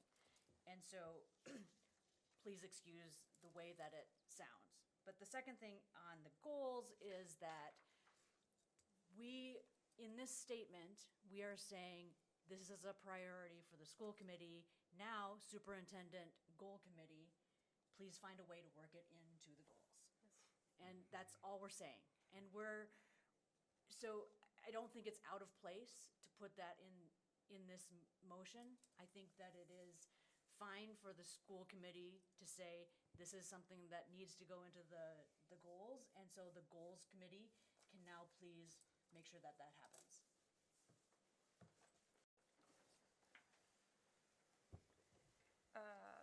Sarah? So William was thinking about my friendly amendment, but maybe he's, have you reached a decision? I'm not accepting it. Just, sorry. okay, that's fine. But now I have a suggestion about number one. Would you accept the following change? Instead of directed to implement, directed to report to the regional school committee on the corrective actions? Something. The very first. Right. Say that again? Instead of directed to implement, directed to report to the regional school committee.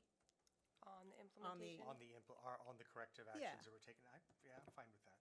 Because even just telling her to do it doesn't mean we'd know whether she did it or not, right? We want to I hear. agree. I agree with Okay. you. So can you, Yes, the one superintendent. more time? Is directed to report to the regional school committee on the implementation or completion, I don't know, maybe if anybody has a, I think implementation. okay. Of the corrective actions, yes, of the. Okay, so insert report to the regional school committee on implementation of the. blah, blah, blah, blah, blah. Okay.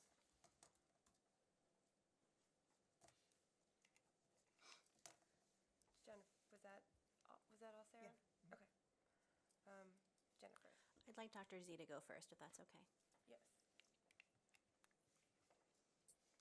For clarity, with passing this, would that mean that you are now passing one out of the other goals? You would then be passing independently one goal this evening, correct? No, I think the intent is that,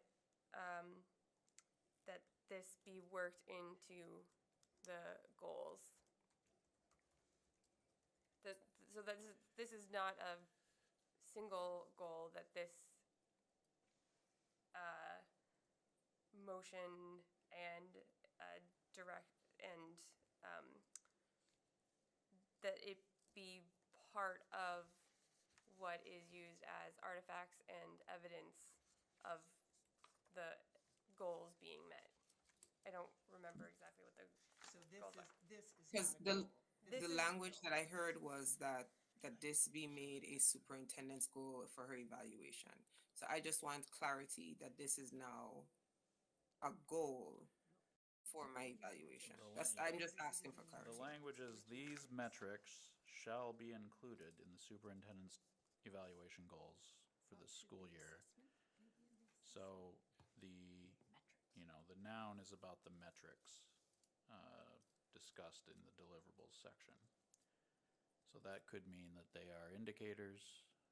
It could mean that there's a goal, but that's not what this says. This says these metrics shall be included in the evaluation goals. Okay. This motion was sent to you so you could have it in front of you. Where? I texted it. A text message. I'll Can I look ask for a it. clarifying question Yep. about? So these metrics, we don't actually, I don't think we've used the word metrics before. Do you want to say deliverables? Or can you just, is it the dashboard? Metrics.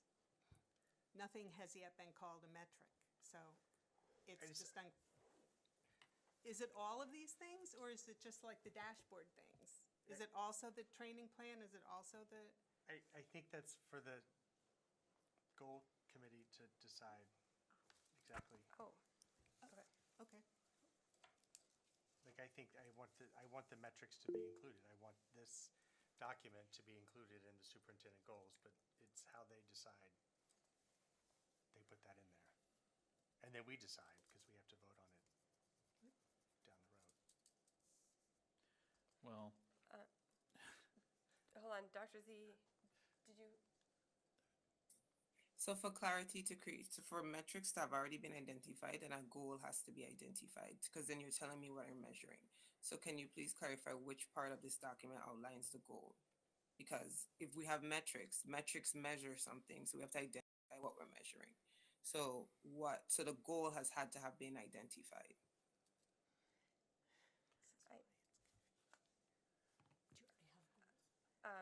I just want clarity, because at the end of this, I am now being evaluated on it, and I have to make sure it aligns. So I'm just being very clear. If we're saying the May I? metrics, that's what I'm asking. Nope, I think, Tim, do you want to? By requiring that the metrics be included in the evaluation goal, it's not a prerequisite that we identify the goal. That is a directive for the evaluation subcommittee to work out. But to Sarah's point, I would recommend a friendly amendment to change these metrics to these deliverables shall be included as metrics. Or simply these deliverables shall be included. And the issue here is that I don't know if year-end compliance certification is a metric. Could we say that this corrective action plan shall be included? That's a good idea. Because then, now we're not required to kind of break it all down Right. into different indicators and Right. so forth. Now we can include this as evidence of an indicator. Right. I think that makes a great deal of sense. So this corrective action plan shall be included in the superintendent's evaluation goals. Yes, that's the friendly amendment I would like to make. It's a super friendly, that working friendly- together amendment. amendment. Correct. You know, I think this came out at like 1 a.m. in the morning, right? So It's almost 1 it's, a.m. So, I mean, we're getting there. Getting close. I burned the night oil, I burned the morning oil into this too, so Okay. thank you for the amendments. Jennifer. I move to end debate. Okay. Second. Okay. Hold on, I need it back again. Should have just left it out. I think move to end debate now has to be. So, yes, we first vote to end debate. So the first vote is, do you vote yes to end debate? We're not voting on the motion yet. But if it passes, then we immediately move to voting on the motion. And yes. I'll second that. I Tim think already Tim seconded Tim it. already got it. Yeah, And 2/3. So that means, what, there's 8 of us? 6 of us still? What? No. Okay. All those in favor of moving, of the Ending motion debate. to end debate. A vote yes means we move immediately to the vote on the motion, and a vote no means we continue speaking. Oh, look at us. All right.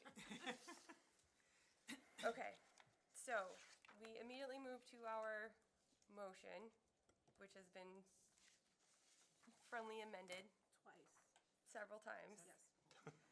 Okay, so it now reads that the Amherst Pelham Regional School Committee will adopt the following directive, that the superintendent is directed to report to the RSC on the implementation of the corrective actions identified in the DESI PRS Letter of Finding, October 25, and ensure full compliance with policy JIC FB and MGL 71370. The required deliverables will, the superintendent shall submit the following: the final bullying investigation protocol by December 15th, monthly public compliance dashboard including number of reports, BRIM entry within 24 hours, caregiver contact within 3 days, investigations completed within 10 days, determinations issued, safety plans created, follow-up monitoring, instances of non-compliance and corrective actions, an annual district-wide training plan, a year-end compliance certification.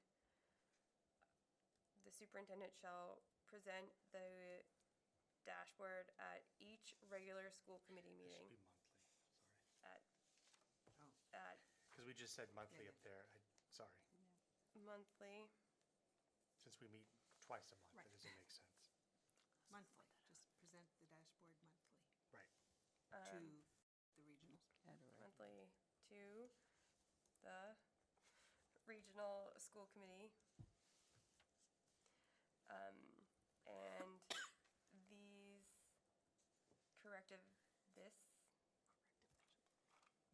corrective action plan shall be included in the superintendent's 25-26 evaluation goals. Point of order, did you mention the friendly amendment, the superintendent is directed to report to the regional school committee on the implementation Yes. of? Yeah. She did. Yes. Okay.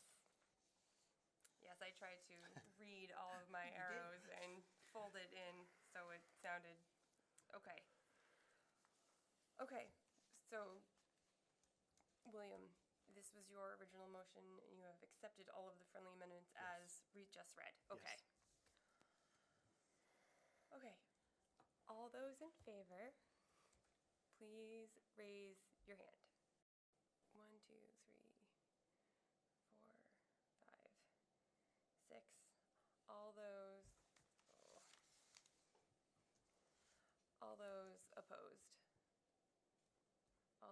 abstaining. Okay. 2, 1. All right, the motion passes. Point of order. Yes. We have surpassed the 2.5-hour limit for school committee meetings and would require a motion to continue for another 30 minutes. I would like to move we adjourn. Second. I think that was Jennifer. All those in favor of adjourning? Great, we're done. Thank you, everyone. Can someone please log me out of the computer?